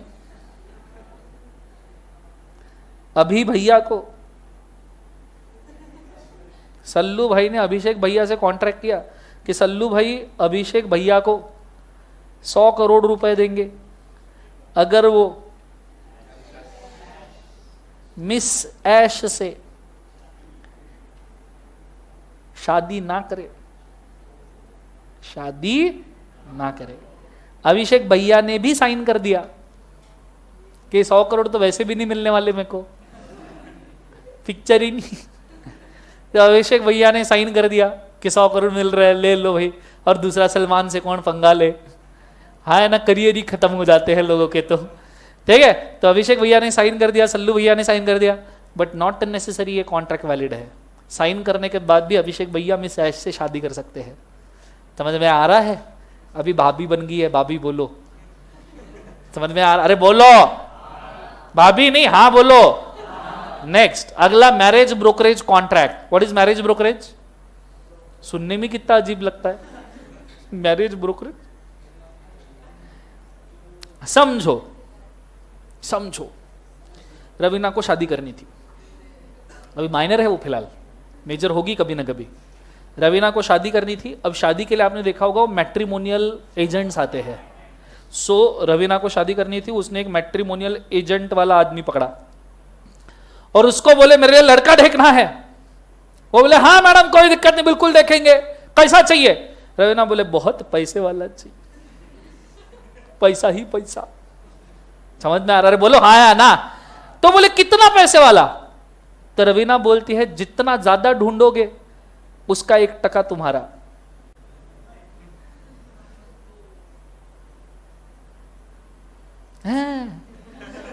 स्मार्ट होने से कुछ नहीं होता, सीए होने से भी कुछ नहीं, पैसा चाहिए। समझ में आ रहा है? जितना ज्यादा पैसा उसका 1% तुम्हारा। मैरिज ब्रोकरेज, शादी को बेच दिया। समझ में आ रहा है सबको? हाँ है, ऐसे नहीं, हाँ मजाक, ठीक है, लेट्स गो। सो मतलब सीरियसली मत लेना, हुआ तो भी नहीं लेना, ठीक है, लेट्स गो। हाँ। सो ये चीज को याद रखना, मैरिज ब्रोकरेज कॉन्ट्रैक्ट। कंसेप्ट समझ में आ रहा है सबको? हाँ है ना? कि आप ऐसी कोई डील नहीं कर सकते एजेंट के साथ कि भाई 100 करोड़ की पार्टी लाएगा तो 1% तेरा, 200 करोड़ की लाएगा तो 2% तेरा। क्लियर है concept? This is how it should not be done. Agreement against marital duties. अब अभिषेक भैया ने तो ऐश भाभी से शादी कर ली। शादी इन्हीं में होती है, भैया की भाभी से, चाचा की चाची से, मामा की मामी से, इन्हीं में शादी होती है ना। अरे बोलो हाँ है ना? कुछ अलग हुआ है क्या? इन्हीं में तो होती है। सो अभिषेक भैया ने ऐश भाभी से शादी कर ली। सल्लू भैया को फिर भी चैन नहीं है। सल्लू भैया को फिर भी चैन नहीं है। अब सल्लू भैया ने अभिषेक भैया से दूसरा कॉन्ट्रैक्ट किया, इसलिए अभिषेक भैया पिक्चर ही नहीं कर रहे, सभी इसी कॉन्ट्रैक्ट से हो जा रहा है। समझ में आ रहा है? सल्लू भैया ने अभिषेक भैया से 200 करोड़ का कॉन्ट्रैक्ट किया इस बार। कितने करोड़ का? 200, कि ऐश भाभी को छोड़ के चले जाए शादी के बाद, मैरिड। मुझे बताओ, अगर अभी भैया ने इसके ऊपर साइन भी कर दिया तो भी छोड़ के जाना कंपलसरी है क्या? तो दिस कॉन्ट्रैक्ट इज क्या बोले एक बार उसे वॉइड। वो वाला भी वॉइड था, ये वाला भी वॉइड है, इसलिए सल्लू भैया फ्रस्ट्रेशन में आके जंगल के लोगों को और इंसान के लोगों को मारते। कंसेप्ट समझ में आ रहा है सबको? हाँ या ना? अरे बोलो हाँ या ना। तो ये चीज को याद रखना। आगे, एग्रीमेंट टू डिफ्रॉड क्रेडिटर और रेवेन्यू अथॉरिटीज। रेवेन्यू अथॉरिटीज मतलब income tax officer, excise officer, customs officer, creditor, इन सबको उल्लू बनाने का एग्रीमेंट किया। क्या बनाने का एग्रीमेंट किया? जोर से बोलो, क्या एग्रीमेंट किया? उल्लू। जैसे टैक्स का छुपाना, टैक्स को छुपाना, टैक्स छुपाते हैं ना। आपको बेस्ट तरीका बोलूं टैक्स छुपाने का, आजकल क्या करते हैं लोग, आजकल क्या बहुत सालों से कर रहे हैं। हाँ, लोग पता है, अगर इनकम अभी तो गलत, अभी तो खतरनाक हो गया है, 1 करोड़ के इनकम ऊपर चली गई सरचार्ज 2%, 2 करोड़ के ऊपर चली गई 5%, 3 करोड़ के ऊपर 7%, मतलब तुम तुम्हारी जिंदगी का 47% टैक्स तो गवर्नमेंट को डायरेक्टली दे दोगे। कंसेप्ट समझ में आ रहा है? तुम अगर कमाओगे 47% टैक्स गवर्नमेंट को दोगे, इनडायरेक्ट टैक्सेस अलग से, जो प्रोडक्ट के ऊपर तुम पे करते हो। क्लियर है? कभी कभी तो ऐसा लगता है गवर्नमेंट को बोलने की इच्छा हो जाती है मेरी, एक काम करता, कमाता मैं, इनकम पूरा रख ले, टैक्स मेरे को पे किया कर। अब नहीं तो क्या, चलो इंडायरेक्ट टैक्स दो, मतलब इंडायरेक्ट टैक्स के नाम पे जो भी चीजें हम खरीदते हैं उसके ऊपर इंडायरेक्ट टैक्स है। मतलब अगर मैं 40% अगर अपन डायरेक्ट टैक्स पे कर रहे हैं, और अगर हर प्रोडक्ट के ऊपर 20% इंडायरेक्ट टैक्स पे कर रहे हैं, जीएसटी 18% के हिसाब से, और 60% तुम्हें टैक्स पे कर रहा है, तो उससे अच्छा तो तुम रख लो ना, 60% मेरे को दो, मैं पूरा इनकम कमा के तुमको देता। क्या गलत बोला? मतलब मैं मेरे लिए कमा रहा हूं, गवर्नमेंट के लिए कमा रहा हूं। अभी तुमको फील नहीं आएगा, तुमको फील तब आएगा जब जेब से दिना मुन्नू, समझ में आ ना? देखो कैसे चेहरा खिलखिलाया तुम्हारा है, सर तुम्हारे साथ तो ऐसा ही होना चाहिए। सो टैक्स को छुपाना, agreement to defraud the creditor and क्या बोले एक बार, रेवेन्यू अथॉरिटीज। कंसेप्ट समझ में आ रहा है? नेक्स्ट वाला, एग्रीमेंट इन रिस्ट्रेंट ऑफ, ये खतरनाक है, इसको अपन स्टार मार्क करेंगे, बड़ा वाला इधर ही छोड़ देंगे, फिलहाल इसको नहीं देखना, अपन इसको डिटेल में देखेंगे। नेक्स्ट वाला, अनसर्टन एग्रीमेंट्स।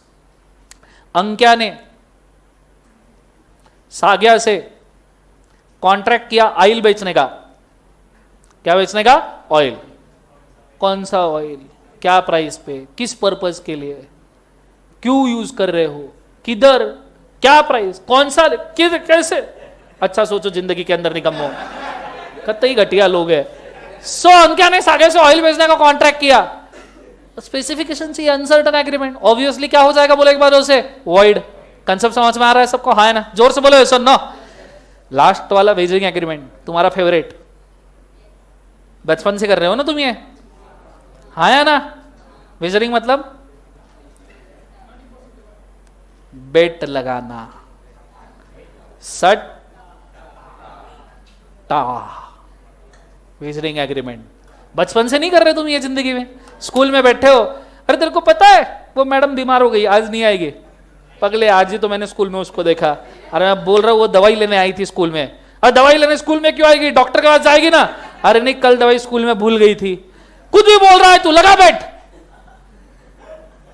वेजरिंग एग्रीमेंट, कोई और बीमार, तुम मजे आ रहे जिंदगी में। वेजरिंग एग्रीमेंट समझ में आ रहा है? दोस्त को देख के तेरे को लगता है ये फाउंडेशन पास होगा? नहीं लगता।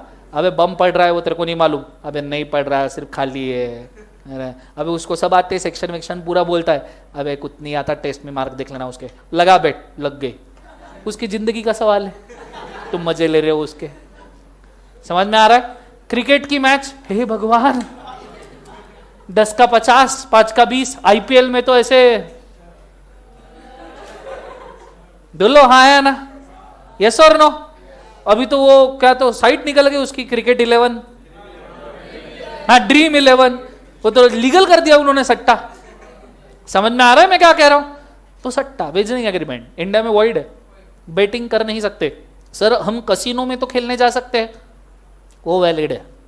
सर घोड़े के रेस के ऊपर भी तो पैसा लगा सकते हैं, वो भी वैलिड करके रखा है। Sir lotteries wagering agreement valid है, क्योंकि स्टेट गवर्नमेंट को इन चीजों से बहुत रेवेन्यू आता है। लॉटरी वॉटरी के सब रेवेन्यू स्टेट गवर्नमेंट को जाते हैं, ठीक है, इसलिए वो अलाउ करते हैं। गोवा में कसिनो वैलिड, वैसे गोवा में बहुत कुछ है पर कसिनो वैलिड है। कंसेप्ट समझ में आ रहा है सबको? हाँ है ना? जोर से बोलो सर नो। तो इसको हम क्या कहते हैं बोले एक बार? Wagering agreement. ये वो तूफान, आंधी, सुनामी सब है जिसे हम कहते हैं legality of object and legality of consideration.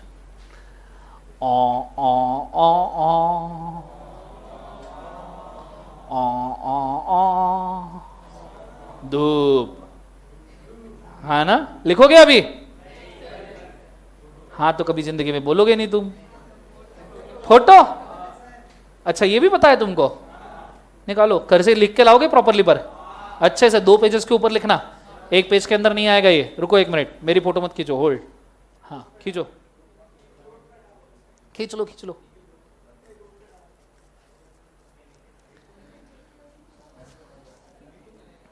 ये मोहतरमाए ग्रुप पे डाल देना फोटो खींच के। ये खींच लिया? सांगा हो, ड्रैग करूं? क्या हुआ?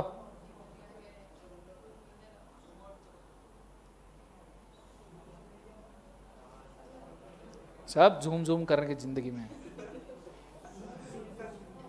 ये हो गया लिखना? लिखना नहीं, खींचना।